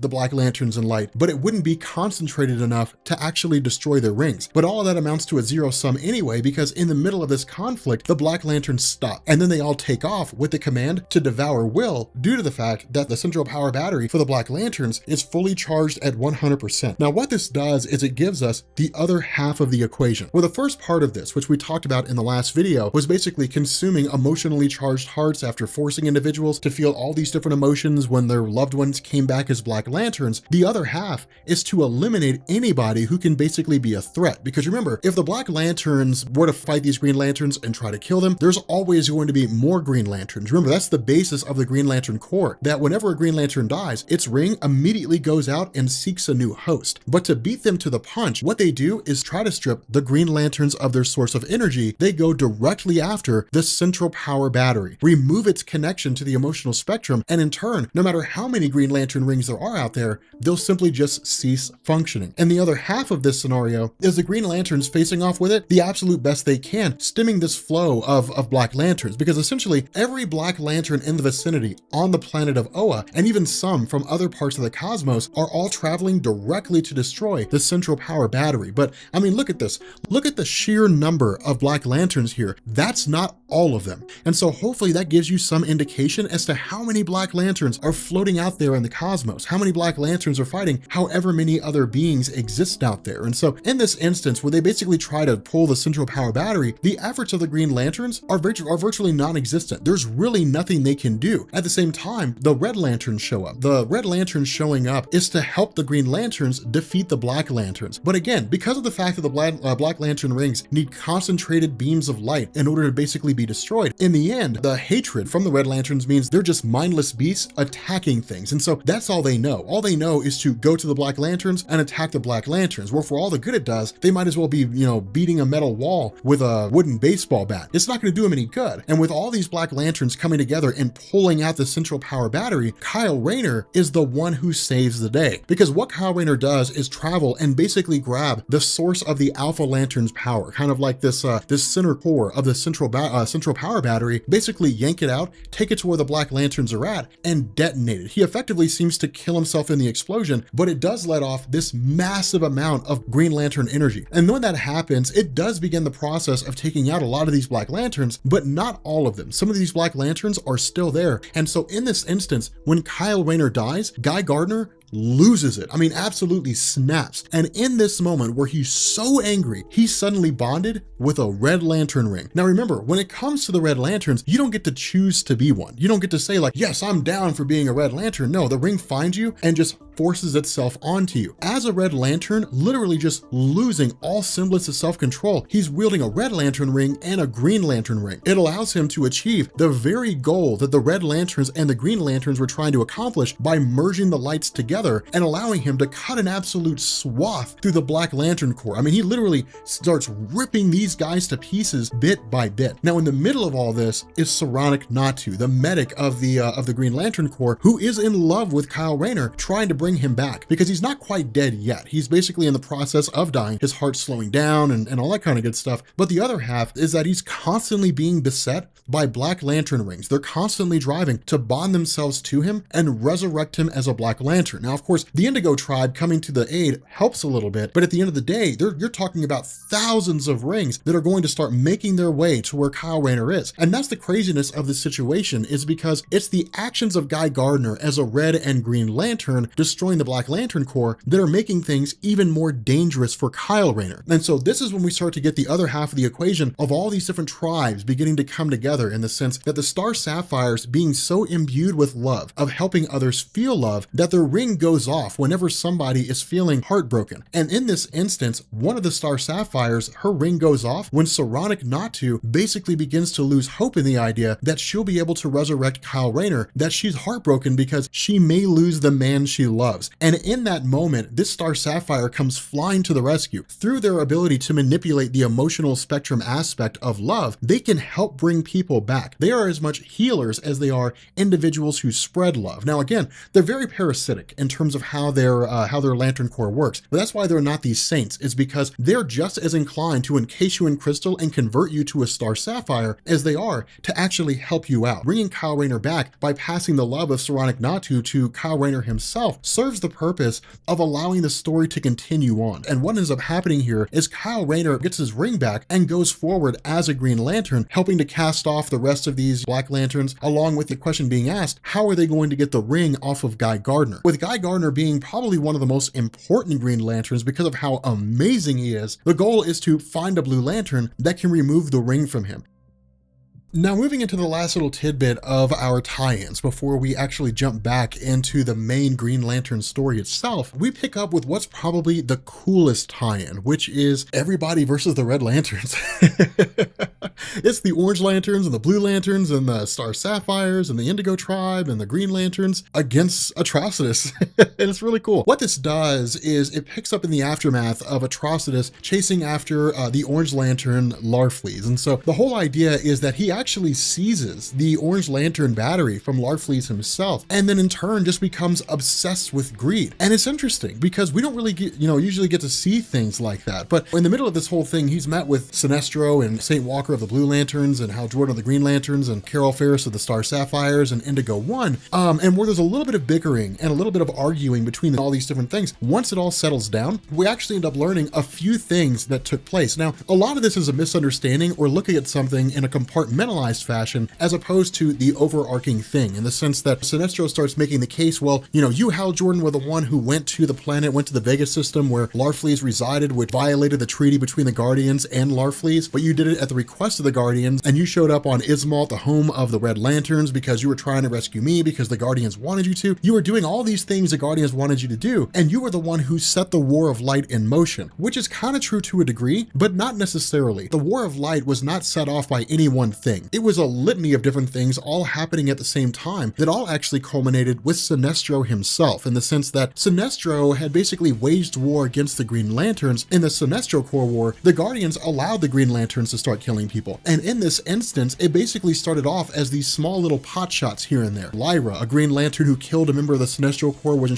she wasn't supposed to. It was Mongol taking over the Sinestro Corps in the absence of Sinestro himself, and then using the Corps to basically implement his own campaigns, which led to the Green Lanterns and the Sinestro Corps fighting each other again. It was Larfleeze basically believing that the treaty between himself and the Guardians had been violated when the Green Lanterns, led by Hal Jordan, showed up there. The Blue Lantern Corps being created by Ganthet and Sade. It was the rise of the Black Lanterns. It was all these things that came together and culminated in the War of Light. So in truth, if it's anybody's fault, it's everyone's fault, because everybody had a hand in it somehow. But the coolest thing about this is that it really asks the question, if we had to define an actual person who was responsible, which person would that be? And the argument presented here in the story is that it's actually Atrocitus, because Atrocitus was the one who originally saw the prophecy of Blackest Night and realized what was going to happen with the War of Light, who taunted Abin Sur, the Green Lantern that gave Hal Jordan his ring, and it was Abin Sur who basically told everybody about the prophecy of Blackest Night and the War of Light. So maybe that's the case.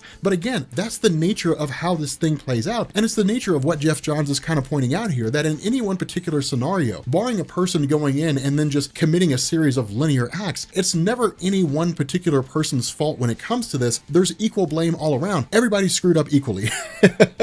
That's basically the scenario here. Again, the cool thing about this is that people try to talk reason to what's going on with Atrocitus, the fact that he's so driven by rage and he's so angry. But notice this, there is somewhat of a measure of respect among these various members of the Lantern Corps and the Guardians of the Universe, Ganthet and Sade, because they realize the stakes are much higher than their own individual petty squabbles. I mean, looking at someone like Thal Sinestro, in his mind, it's his way or the highway. There's the way he wants things to be, and then there's everybody else who's wrong. But in this scenario, he's bargaining. He's telling, look, like, hey, Atrocitus, I will work with you if you ally with us, and we'll destroy the Green Lantern Corps. Remember, they have a mutual hatred for the Green Lanterns. It's Larfleeze saying, yeah, sure, I mean, I'll join too, but like, I want my own Guardian. Like, I want a Guardian of the Universe for myself. That's just Larfleeze being greedy, because that's his whole thing. He's just a super greedy guy. But these people who would never work together are effectively finding common ground, if for no other reason than self-preservation. The Black Lanterns have united the Lantern Corps together in their desire to not die. It's a selfish motivation, but selfish is not inherently an evil thing. In this particular story, it's cool because it's people coming together for a singular cause. It's people coming together and basically working together. And that's the beauty of the Indigo Tribe, is because remember, the Indigo Tribe is the voice of reason. They're the voice of logic. They're the ones that do not allow themselves to get caught up in petty squabbles. And so what happens is Indigo 1 actually takes all the members here from these Lantern Corps and teleports them to Ismal, to the home of Atrocitus. And this is important because Atrocitus actually begins to feel some measure of compassion as him sitting down and finding common ground with the other Lantern Corps. Because in the mind of Atrocitus, he's not necessarily a villain. By and large, when it comes to comic books, we usually define villains in a subjective way, which means that we don't all define villains the exact same way. But for the most part, I define villains as people who do bad things because they can. Not because there's any real motivation to it, but because they're just like, I can commit this crime, so I'm going to commit this crime. Like, I just want a lot of money. That's how I would define a villain. Atrocitus as a Red Lantern looks to destroy the Green Lanterns and the Guardians of the Universe. But notice this, it's not because he can. He doesn't say like, I want to eliminate the Guardians of the Universe and the Green Lanterns because I just don't like the fact that the Guardians are blue and small, and I just don't like the Green Lanterns because I hate the color green. It's nothing like that. It's basically him saying, my people were wiped out because the Guardians of the Universe were foolish and they were arrogant, and they believed they could police the universe with robots, and those robots destroyed everything I knew and loved. And I will go to the ends of the earth. I will go to the end of time. I will do whatever I have to eliminate the Guardians of the Universe. Not because I hate them, but because I want to make sure they cannot keep making stupid decisions that will result in the loss of life of innocent people. And so while his motivations are extreme, he's not really a villain. He's not really a bad guy in the traditional sense. And that's what's so cool about this, is it takes the character as we perceive him and dumps him on his head. It literally just flips the script on the whole thing. And so in the end, in this recognition, Atrocitus basically allies himself with this Lantern Corps and says, fine, I don't want innocent life to be wiped out by the Black Lanterns. I believe innocent life should continue to thrive. If the Black Lanterns are the immediate threat to innocent people, then I will do my best to keep them alive. I will do my best to save those innocent lives. But as soon as this is done, as soon as this is over, and as soon as this threat is quelled, you can bet all all the money in your pockets, then I'm coming for you. I'm coming for you as the Guardians of the Universe, and I'm coming for you as the Green Lanterns. And woe betide you if anything doesn't get in my way. I will literally bring everything you know and love crashing down. So basically it's this idea that once we're done with Blackest Night, it's business as usual, and business is good.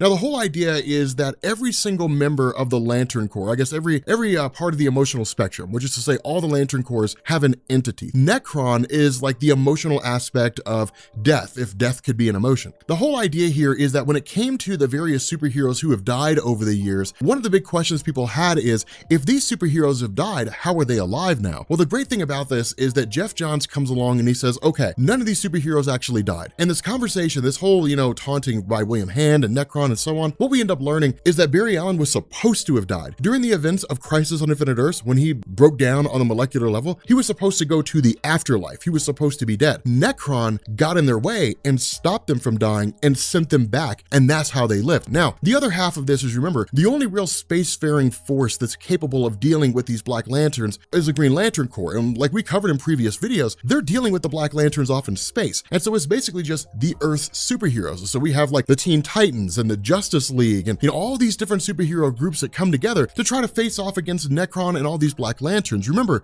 this is almost like a losing war, right? Like these guys, it's a stopgap measure. That's all it is. It's them jumping in and trying to destroy these Black Lantern rings. Because remember, the only way a Black Lantern ring can truly be destroyed is if a massive amount of light from multiple sources is basically just thrown at these Black Lantern rings. And so you'd have to have somebody like Dr. Light who can manipulate light. You'd have to have like multiple cores coming together and firing all their rings at the same time and channeling those energies in order to destroy them. And the whole idea of channeling their energies comes to bear for the various leaders of the Lantern Corps to basically put their energies together into the Black Lantern Central Power Battery. Remember, the Black Lantern Central Power Battery, like all the other Central Power Batteries, is basically where the Black Lanterns get their power from. And so the whole idea is if they destroy the Central Power Battery, it'll do two things. The first is it'll basically deactivate all the Black Lantern rings, and the second is it'll send Nekron back to his own realm, to wherever it was that he came from. The problem is it doesn't work. Because it's so much power and so much energy, it's almost impossible to do. And so what ends up happening here, and probably one of the greatest moments in the history of comics, these rings start flying out. One of them says, Bruce Wayne of Earth, rise. So Bruce Wayne's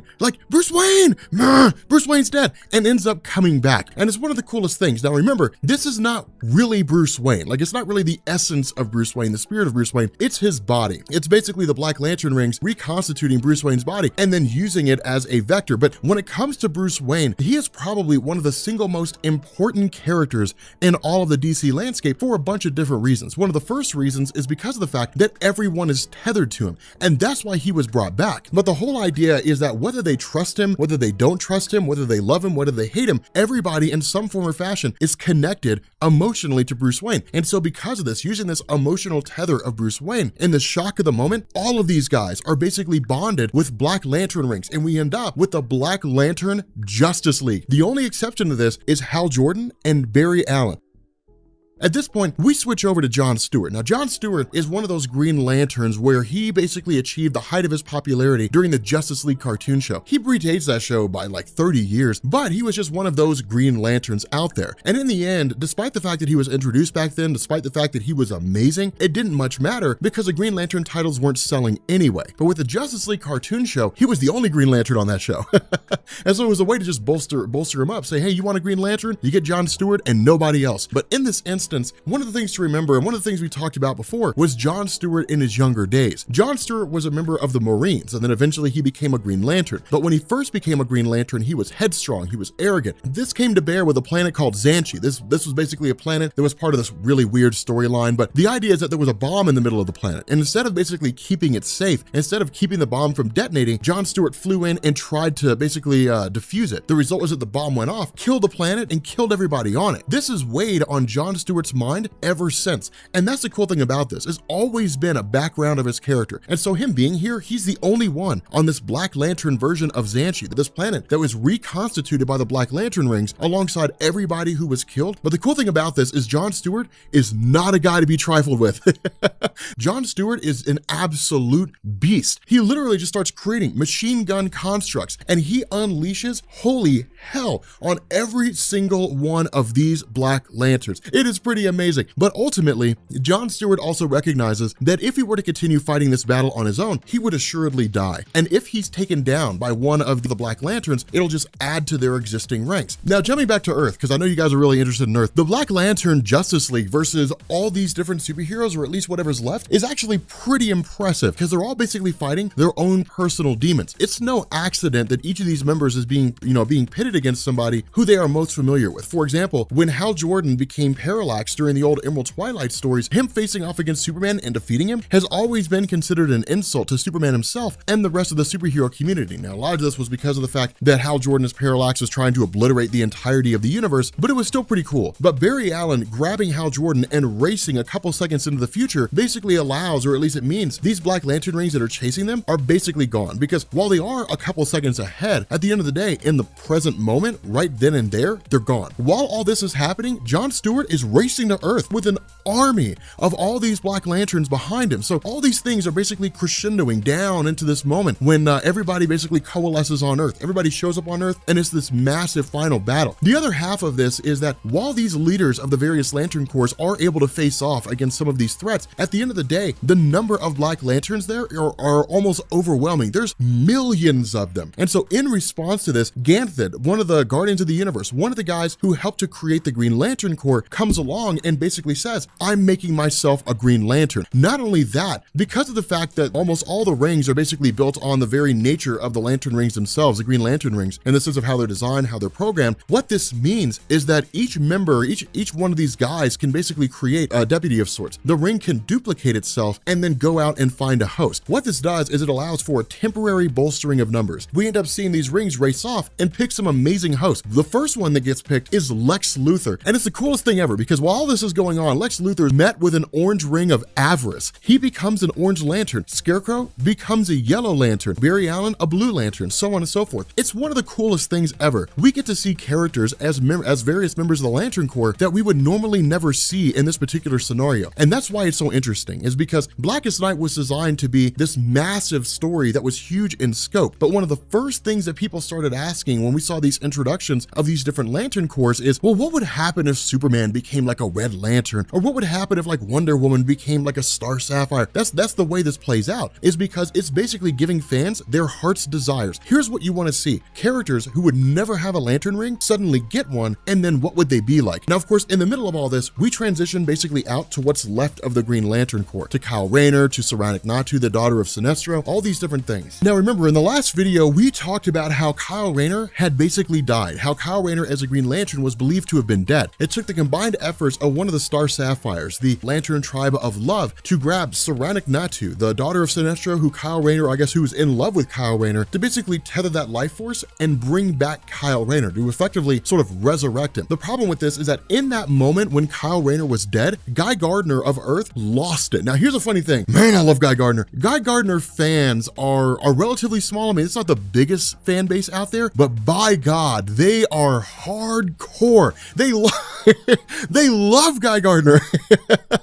And understandably so, because Guy Gardner is like the guy you want in your corner. When the world's going to pot, when it's all going down, if I'm somebody and I'm like, okay, who am I going to pick to be my Green Lantern and who do I want in my corner? Guy Gardner, because he will fight until he dies. Like he is so awesome and he's so badass. But the guy's a former cop, basically become a Green Lantern. So like he's a no nonsense guy. In the scenario, when he lost his mind, he was suddenly bonded with a Red Lantern ring. Now remember, when it comes to the Red Lanterns, you don't get to choose to become one. When you get so full of rage and so full of wrath, the Red Lantern ring just shows up to you and says, you have great rage in your heart, you belong to the Red Lantern Corps, and just forces itself onto you. But this is important because when a person becomes a Red Lantern, their heart basically gets replaced by the Red Lantern ring, which means to say the Red Lantern ring becomes their heart. Their blood gets replaced with plasma. If Kyle Rayner or somebody were to walk up and just take the Red Lantern ring off of Guy Gardner, it would kill him. His heart would basically cease to exist. His body would shut down, and that would be the end of him. And so this is basically a conflict on two fronts. Is Kyle Rayner and Saranac Natu and the Green Lantern Corps trying to face off against the Black Lanterns, while at the same time trying to find a way to bring Guy Gardner back. Now, none of it really matters anyway, because Guy Gardner as a Red Lantern is wrecking the Black Lanterns.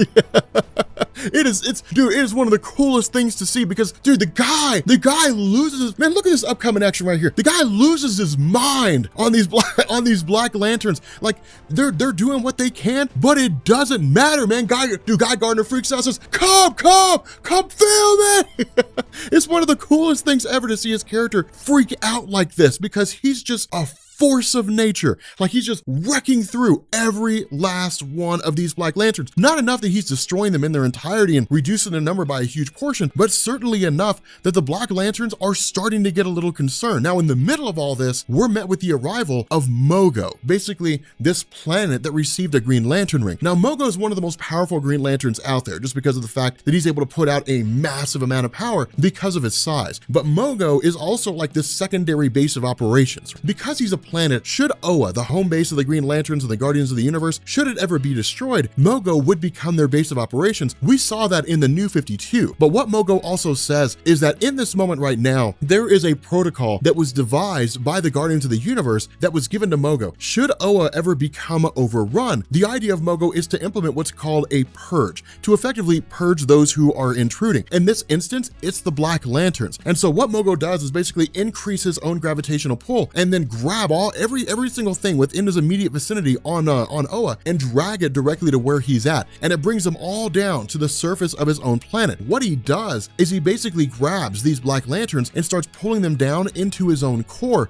which is superheated like the core of any planet, and then basically just starts atomizing them. So sure, I guess their rings are there, but their physical bodies are destroyed and the rings are useless without a physical body. And so where the day is won, so to speak, for a temporary moment, what we end up still having is Guy Gardner as a Red Lantern. And so the question becomes, how do you fix him? How do you fix a guy who's a Red Lantern? The only way to really fix a Red Lantern, quote unquote, is to basically have a Blue Lantern show up and cleanse their body of the red impurity and then allow the removal of a ring. If a Blue Lantern's not there, there doesn't seem to be a legit conceivable way in order to save Guy Gardner. But there is.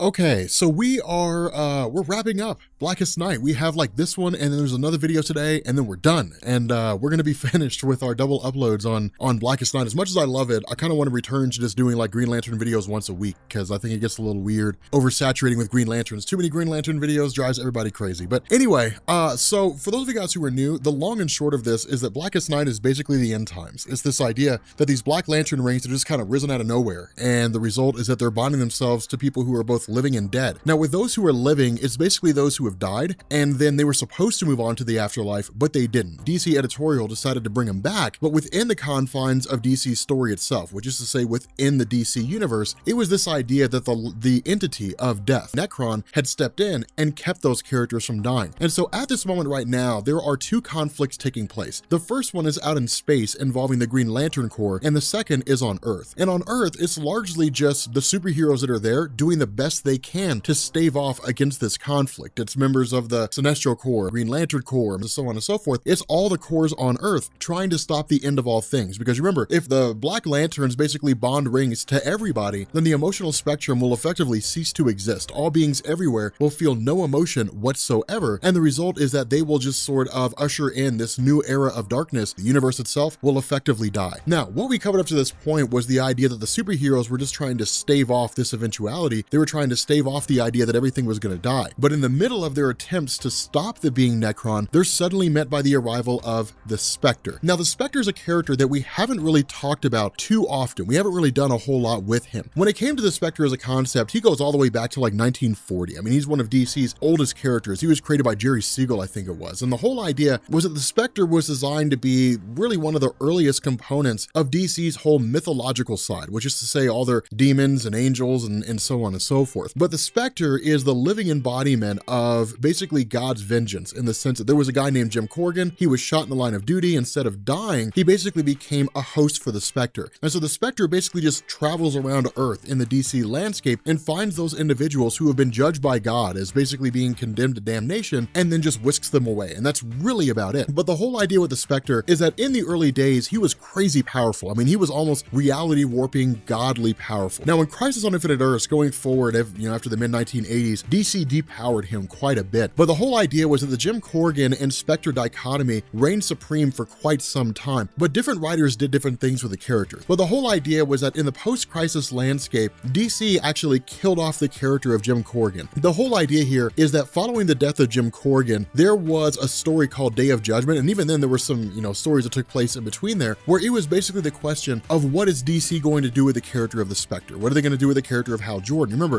in 1993, Hal Jordan basically became Parallax, and we'll talk more about that here in a minute. But the idea was that, Hal Jordan basically became this corruptible guy, and DC was removing him to replace him with Kyle Rayner. And so it made sense to basically merge, Hal Jordan and the Spectre together, which is where all that stuff happened. But the whole idea was that there was a sort of bouncing around that took place with the Spectre concept. Now, in terms of how it exists now, Hal Jordan and the Spectre split from one another. It presented itself as the same scenario. What do they do with the Spectre if he doesn't have a host? And so what this did is it introduced a character by the name of Crispin Allen. And the whole idea was that Crispin Allen was basically this guy who was a partner of the character of Renee Montoya. Crispin Allen is basically the new host for the Spectre. And it's one of those interesting scenarios because what this does is it actually leads us into the concept of parallax. Because the Spectre is designed to be the living embodiment of God's vengeance, and because the Spectre, while he is weaker than he's historically been, is still an incredibly powerful being, what this means is that none of the heroes on Earth can actually stop the Spectre. Now, in terms of the fact that Crispin Allen was killed and then became a host for the Spectre, this meant that Crispin Allen could actually become a Black Lantern. And that's what we saw over the course of the Blackest Night story, is we basically saw a ring bond itself to Crispin Allen. And so what we learned over the course of Blackest Night is that instead of the Black Lantern rings actually resurrecting the dead, instead what they were doing is they were bonding themselves to the corpses of those who died and then basically duplicating them. And so in this instance, this Black Lantern Spectre is not actually the Spectre. Instead, it's the ring creating an image of the Spectre. And the way that we know that is because of the fact that with Hal Jordan basically sitting down and saying, we cannot defeat the Spectre on our own because of the sheer power that he has, he says the only way to do this is to bring back an entity that I've never wanted to bring back again. What he does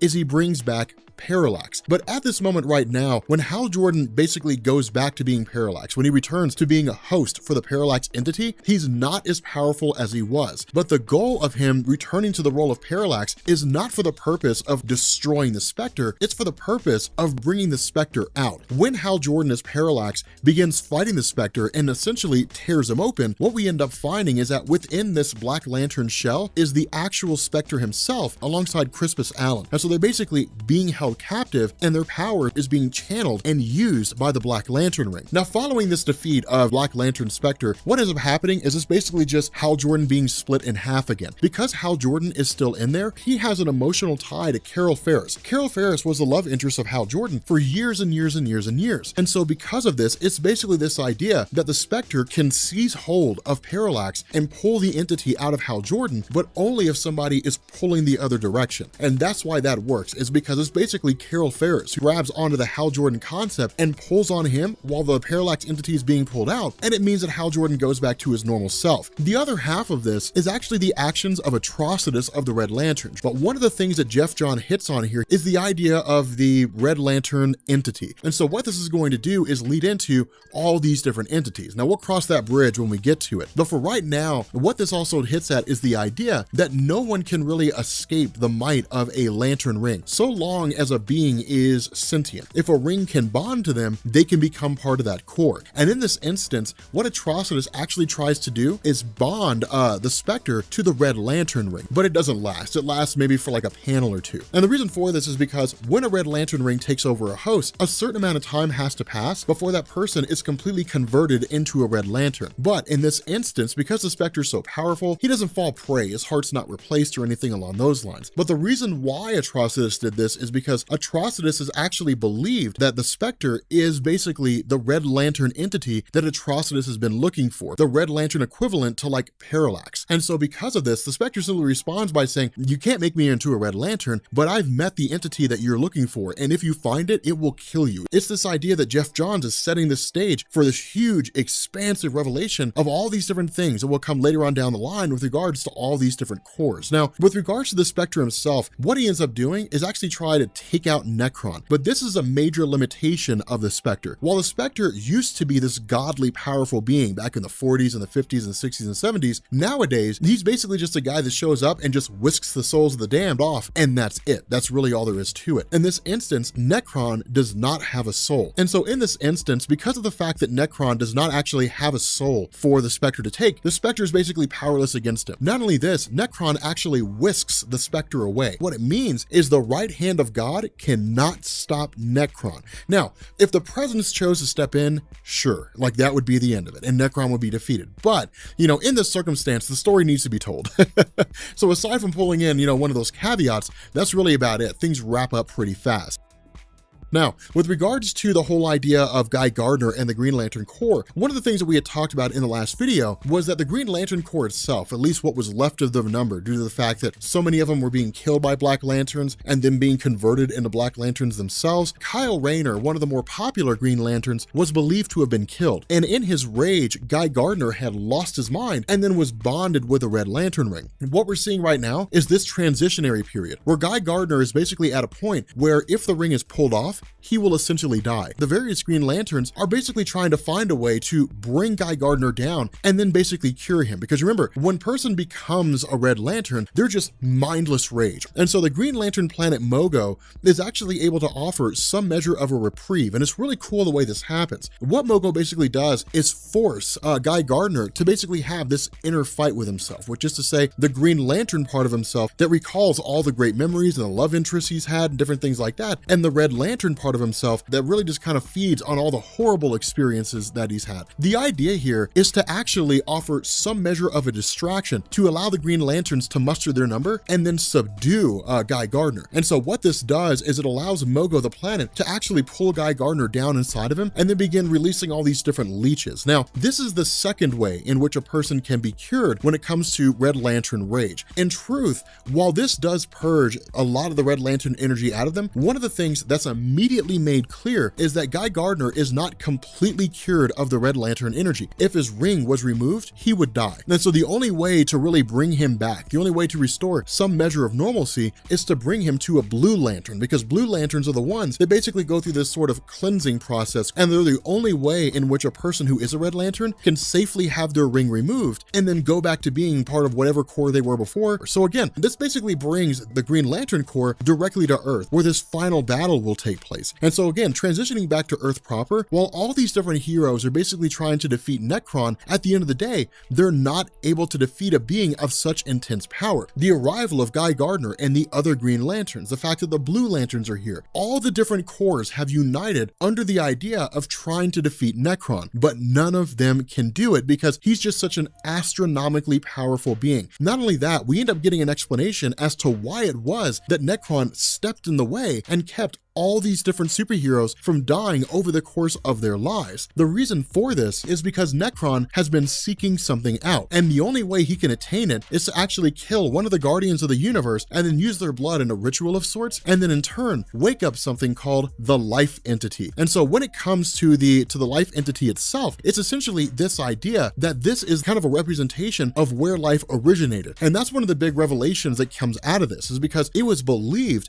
that the Guardians of the Universe, the Maltusians, were the first race in the universe. But what this reveals to us is life did not start with the Maltusians, it started on Earth. The Maltusians covered that up. They basically took the Life Entity, buried it in the core of the Earth, and then wrote it out of history in order to, one, ensure that people would believe that they were the original source of life in the universe, the first race to pop up, and two, to maintain their power and to protect the Life Entity, to keep an event like this from actually happening. It is designed to show the Guardians of the Universe as beings who are full of hubris, who believe that they legitimately have the right to decide how the universe should progress. And so it basically would have brought the entire foundation of what it is that made the Guardians of the Universe as they are crashing down around them, and people would have just lost trust in them entirely, not to mention the Green Lantern Corps probably would have vacated. But more so than that, the Life Entity is the representation of life in the DC universe, and if somebody harnesses that power, they would become God. And that's the fear that the Guardians of the Universe have, that if people knew the Life Entity exists, it would be like this great gold rush for the power of the Life Entity. It could potentially even usher in this massive universal civil war of people who were coveting all this most power, and whoever came out on top, no matter what their intentions were, they would be virtually unstoppable. And so in this instance, where Hal Jordan rationalizes and says, okay, well, we have to seize the power of the life entity in order to basically destroy Necron and the Black Lantern Corps, Thal Sinestro steps in. And Thal Sinestro says, no, you had Parallax, I get the life entity. And so what we end up having here is basically the rise of the first White Lantern in the form of Thal Sinestro, who seizes the power of the life entity itself. Okay, so picking up with the conclusion of Blackest Night, we're finally here, we're finally done. Something like 10 videos later, we're finally finished with Blackest Night. God, this story's lengthy. Brightest Day is even longer, but the cool thing is that Brightest Day does not have nearly as many interesting tie-ins. So that'll actually be done in probably around like anywhere between 4 to 6 videos. It won't take anywhere near as long. So when it comes to Blackest Night, again, we're basically dealing with the end of everything. We're dealing with the conclusion of the event, which is to say this final battle between the Black Lanterns, as well as all the other Lantern Corps and the superheroes who were trying to stop them. Now, something I want to point out here, because over the course of the Blackest Night series, I've been looking through the comments that you guys have been leaving with like a lot of questions and different things like that. And one of the most common questions that I've seen is if Necron is like the living embodiment of death in the Green Lantern universe when it comes to the emotional spectrum, then how does DC consolidate that and how do they make that work with like Death of the Endless and different things along those lines? So here's the deal, a little bit of explanation here. When it comes to comic books, you will oftentimes have entities that will represent the same thing. Multiple entities will represent the same thing. Sometimes comic book publishers make an effort to consolidate that and make it make sense, and sometimes they don't. When it comes to the Green Lantern line of stories in DC Comics, when it first launched, it was very much in line with a lot of the DC stuff, but the more popular it became, the more DC began to adopt the mindset, if it works, don't fix it. And so what they ended up doing was basically telling Geoff Johns, do what you want to do. As long as it fits in with the continuity of stories, we don't really care what goes on. And so what ended up happening is he was creating all these different entities and things like that. Necron is the living embodiment of death. How that reconciles with like Death of the Endless, I don't know. Now the continuity sticklers, this will drive them nuts. They will go crazy over this, but you just kind of have to roll with it. You have to go with it. It's the nature of comics. It does make things a little bit confusing and it does make things a little strange. But continuing on with this whole scenario, because of the fact that all the roads of these different characters are leading to Earth, which is to say Guy Gardner and Kyle Rayner and the Green Lantern Corps, basically traveling to Earth because that's where the brunt of the conflict of Blackest Night is taking place, with John Stewart of the Green Lanterns traveling to Earth because that's where a brunt of the conflict is taking place. All these stories begin to consolidate into one giant amalgamation of everything going on in a singular location. But keep in mind, when it comes to the stories that we've seen so far, one of the things that we found was that there was a Black Lantern planet called Xantia, a planet that had previously been destroyed by the actions of John Stewart of the Green Lanterns. The result is that the planet itself was made into a Black Lantern and then housed all these people that had died on it when it had exploded, and they became Black Lanterns as well. And so with John Stewart showing up, basically making amends with his past mistakes, and then leading Xantia directly to Earth, this meant that this whole planet and all these Black Lanterns on it come flying back towards Earth. Now, at the same time, keep in mind, the idea of the Black Lanterns attacking members of the different corps is still there, and they all do it in their own individual way. But keep in mind, whenever we talked about ideas where comic book publishers were like Marvel or DC was testing the waters and they were bringing characters back and they were basically doing soft reboots, that's what this is. You're literally learning about this in real time. The whole event of Blackest Night is just pick and choose what characters get to come back and what characters don't. But it also hits at the very nature of the characters themselves. With Kyle Rayner, there was a woman in his life by the name of Alex DeWitt. And Alex DeWitt was really one of the biggest controversial characters out there because of the way in which she died. When it comes to DC, there's a character called Major Force. And Major Force was a guy who was created by Cary Bates and Greg Weisman, I think it was. And so the whole idea was that Major Force was basically a guy who was working for something called the Quorum Organization, I think. And this really coincided with the establishment of Kyle Rayner being the Green Lantern. The idea of the Quorum Organization, which was just this really clandestine, corrupt aspect of the US government, was to basically get the power of the Green Lantern, but they could not directly challenge Kyle Rayner because of how powerful he was. And so the idea was to demoralize him and have one of two things happen. Either he gives up, or they're able to basically just take him out in a moment of weakness. And so what had happened is that under the direction of the Quorum organization, Major Force killed Alex DeWitt, the girlfriend of Kyle Rayner, basically broke every single bone in her body and then crumpled her in a refrigerator. And it was a massive controversy when that happened because it created this archetype that like love interests always just quote unquote end up in refrigerators, women in refrigerators. Kind of a fun fact, the writer, or one of the writers at the time, Gail Simone, actually launched a website called womeninrefrigerators.com, I think, and that's where that phrase came from. But the whole idea was that it established this precedent that Kyle Rayner can never find love. Every woman he falls in love with will eventually die. But the idea is that with Kyle Rayner facing off against the Black Lanterns, Alex DeWitt comes back as one. Now remember, the Black Lanterns serve the purpose of basically manipulating people, of forcing them to feel a wide array of different emotions, and then when their hearts are completely charged, consuming that emotion, basically killing them and then turning them into Black Lanterns in turn. And so in this instance, what Alex DeWitt does is actually taunt Kyle Rayner over and over again by giving him a description of everything that Major Force had done when he killed her. Because remember, all Kyle Rayner knew is he came home and he just found her stuffed in a refrigerator and that was it. What this does is it goes through line by line and it says Major Force broke every single bone in her body, broke her spine, broke her neck, the whole 9 yards, and then stuffed her in a fridge. But by forcing Kyle Rayner to relive this massively traumatic moment in his life, the goal of the Black Lanterns is to turn him. It's to basically put him in a moment of weakness, kill him, take his heart, and then turn him into a Black Lantern. The funny thing about this is, remember, he already experienced this at the hands of Jade, another love interest who had basically died. Kyle Rayner had experienced this emotional manipulation. And so it's one of those things where it's like, fool me once, shame on you. Fool me twice, shame on me. And so he's not as easily manipulated because he sees right through the guys. He's not emotionally taunted. Now, this is important because one of the things that I hope you guys notice over the course of the Blackest Night event and even over the course of everything we've done in Geoff Johns' run is it's building up the character of Kyle Rayner emotionally, psychologically. It's building him up to a guy where he can basically withstand virtually anything. And that will become exceedingly important later on down the line. But again, because of the fact that this is everybody really trying to deal with the Black Lanterns and trying to figure out a way to end the Black Lanterns coming across their central power battery, the source of all their energy, what we discover is the fate of the Anti-Monitor. Now remember, during the end of Sinestro Corps War, when the Anti-Monitor was basically revealed to have been resurrected when the multiverse came back after Infinite Crisis, when we ended up having this whole idea that the Anti-Monitor joined Sinestro, he was more or less kind of the harbinger of the Corps, and then ultimately was defeated by the Guardians of the Universe and so on and so forth, the Green Lanterns, is that the Anti-Monitor was just sort of whisked away, and then suddenly there was a Black Lantern central power battery. Of course, what this ends up telling us here is the Anti-Monitor is basically the source of energy for the central power battery. Now, of course, with the other Lanterns who were here,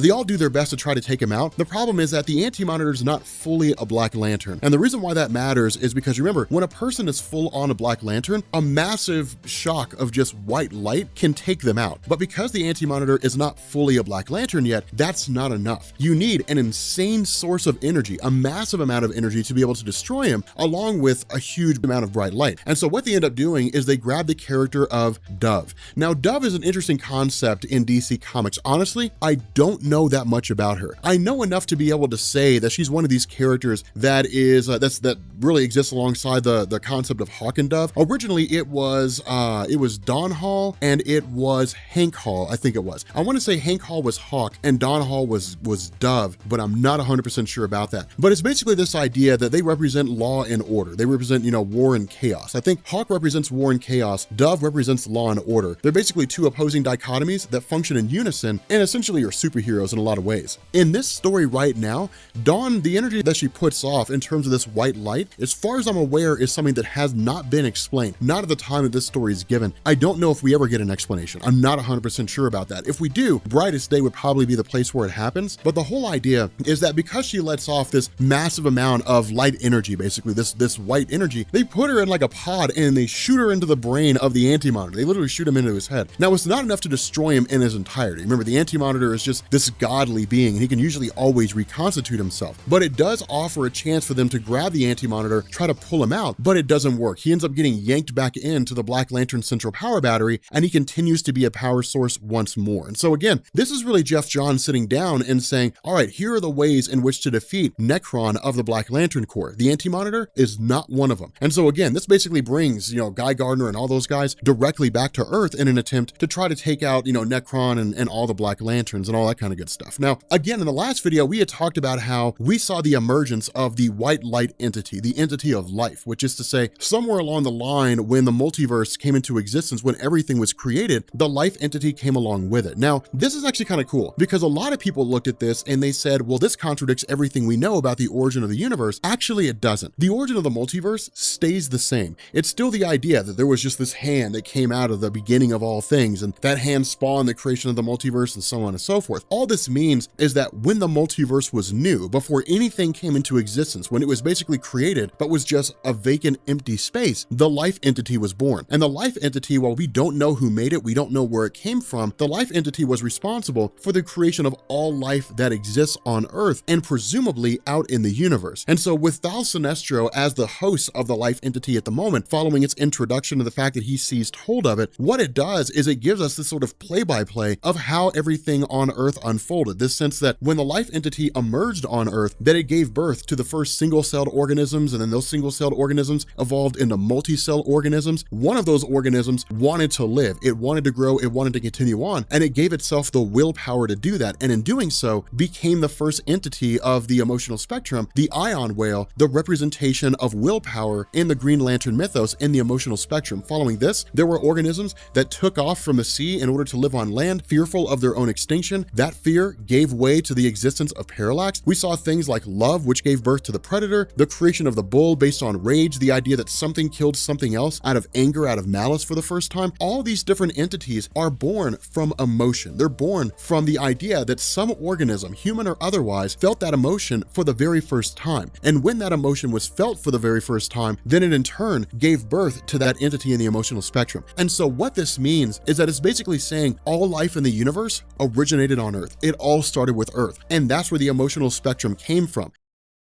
And so with this in mind, because of the fact that the white life is basically the antithesis to the Black Lantern Corps, meaning it's the only thing that can actually legitimately destroy the Black Lanterns in their entirety, Nekron panics and impales Thal Sinestro. Now again, that's an important thing to keep in mind. When it comes to a being who is in possession of one of the entities, it doesn't mean their physical body cannot be harmed. They can still be harmed. They can still be taken out. The caveat is the White Lanterns. Because the White Lantern is the representation of life, a person who is a White Lantern can never truly die so long as they're in possession of the White Lantern entity. We know this with the case of Thal Sinestro, because while he is basically split in half, none of the other Lanterns who are analyzing him see anything to indicate there's been any actual damage to his body. As far as their rings are concerned, looking at Thal Sinestro, he's just as normal as he ever was. And that's because what the life entity does is basically heal his physical form and return him back to normal. That's what we're talking about with this level of power. Thal Sinestro, as the host for the White Lantern, is basically God. It's insane how much power he has. Now, the other thing to keep in mind is that just because a being becomes a host for the entity, for any one of the Lantern entities, doesn't mean they suddenly know everything about everything. There's a learning curve. You have to learn what the life entity is capable of. You have to learn the limits of its power. And that's why in this moment, Thal Sinestro doesn't just snap his fingers and everything goes back to normal and everything's fixed. He doesn't know the full length of what it is he's capable of. All Thal Sinestro knows is the history of the White Lanterns, is the history of the fact that the White Lanterns represent life. The problem is that Thal Sinestro is hubris. He's full of arrogance. Thal Sinestro, being host for the White Lantern, he's not doing that because he believes it's the right thing to do. He's doing that because he sees himself as the best of all the Lanterns. And that's always been the downfall of Sinestro. In every single circumstance, whenever Sinestro gained some extreme level of power, his arrogance was always his downfall. Now, his first attempt to take out Nekron is actually pretty successful in the sense that he rips his heart out and totally destroys it. But keep in mind, in the Green Lantern mythos, Nekron is the living embodiment of death, and he's surrounded by Black Lanterns. And so all that ends up happening is he basically just transfers his essence to another Black Lantern, and he's reborn again. He's in effect an immutable, indestructible force, but only under the circumstance that his tether is allowed to remain on Earth. Now, the heroes did not know about this, and we're not discovering this until right now. William Hand is basically the tether of Nekron. Remember, William Hand was a guy who was basically just obsessed with death, that death was the only thing that mattered, that everything dies. And so because he was so obsessed with it, Nekron effectively latched his essence and established William Hand as a tether. And what this means is that so long as William Hand is dead and is a Black Lantern, Nekron will always come back. And so the idea is to basically eliminate William Hand, but killing him won't do any good because he's already dead. He's already a Black Lantern. And so the only thing they can do to remove remove him from being a tether of Necron is to actually bring him back to life, is to essentially resurrect him. Now notice this, it's a really cool scenario to unfold here because it's basically all the heroes coming to grips with everything. I mean, for the most part, when you're Barry Allen and you quote unquote died during Crisis on Infinite Earths, and then you came back, you're just kind of like, okay, cool, that's awesome. And when you're Hal Jordan and you were Parallax and you were basically destroyed and then you came back, you're just like, oh, well, that's cool, whatever. And what's been espoused by Necron so far is that each and every time one of these characters died, he's the one that stepped in the way and he's the one that brought them back. But what we end up learning here is this is propaganda. This is nonsense by Necron. It's him just running off at the mouth and espousing things in order to make everyone believe that he's this, immutable, indestructible force, and he's the absolute authority on what lives and what dies. In truth, that's not the case. The point that Hal Jordan makes here, and one of the things that he comes to the realization of, is sure, when they all were supposed to have died, Necron basically stood in the way between them and the afterlife, but it doesn't mean they had to come back. It doesn't mean they had to return from the dead. What it meant is they chose to come back. They chose to go back to being who they were before. Now, the intricacies behind this are wide and varying based on the character at the time. You look at these characters and you see them going and greeting death in a wide array of different ways, sometimes willingly and sometimes unwillingly. But the goal that Hal Jordan makes is when they were presented with the opportunity to come back, to return to life, they chose that. And so all Necron did was stand in their way and steer them a different direction. They chose what direction they went in. And so our desire to live is stronger than our desire to die, i.e., we have a stronger connection to life than we do to death. And the reason why that matters is because that creates a clique. And what ends up happening is every single member of the Justice League, every single character who has died and has come back becomes a White Lantern. Now, it's a fleeting thing. It's only for a momentary thing. They actually channel it all directly into William Hand and effectively resurrect him, basically get his heart pumping again and bring him back to life. In doing so, it destroys the tether that Necron has on Earth and essentially sends him flying back. But not only that, remember, we talked about how Blackest Night was a soft reboot, that DC would use the events of Blackest Night to basically begin going through and deciding who would live and who would die. This is that moment when a White Lantern ring flies through Necron and effectively destroys his heart and sends him back to the realm of the unliving. What this does is it basically starts seeing the resurrection of all these different things. The Anti-Monitor is resurrected, Firestorm and Martian Manhunter and Jade and like Hawk and Eobard Thawne, Maxwell Lord, all these characters DC just starts bringing back. And that's the point of Blackest Night. The point of Blackest Night is for DC to sit down and say, we have an event where everybody's going to die. We're going to do a clean slate. Everybody's going to be killed. Then we're going to introduce the White Lanterns. Then we're going to use the power of the White Lanterns to decide who basically gets resurrected and who goes back to being dead when the power of the Black Lantern rings are destroyed. It's basically a lot of the most popular characters. It's DC in a lot of ways consolidating their entire publication lineup and reducing the number of heroes that they currently have out there. And that's why you end up seeing a lot of these characters who had previously died walking around after the events of Blackest Night going into Brightest Day, is because they were all effectively resurrected. And so once everything comes to an end, once it's all said and done, the question becomes, well, then what happened to the white light? Apparently it's gone now. Nobody's in possession of it anymore. And so what Geoff Johns does is he teases the events of Brightest Day by basically saying there's a White Lantern power battery out there now. There's basically going to be a White Lantern core, but how that number progresses, what happens to them, is anybody's guess, and we'll have to wait till Brightest Day to find out. With that being said, guys, we're going to bring this video to an end. If you are new here to Comics Explained, make sure you guys hit the sub button to become part of the Rob Corps. If you guys enjoy this video, make sure you drop a like, and yeah, we are finished with Blackest Night. We are done. The Blackest Night double uploads are done. Because I was getting kind of burned out on Blackest Night, to be honest with you guys. But yeah, we are finished. So anyway, guys, we're going to bring this video to an end, and I will catch you all later. Peace.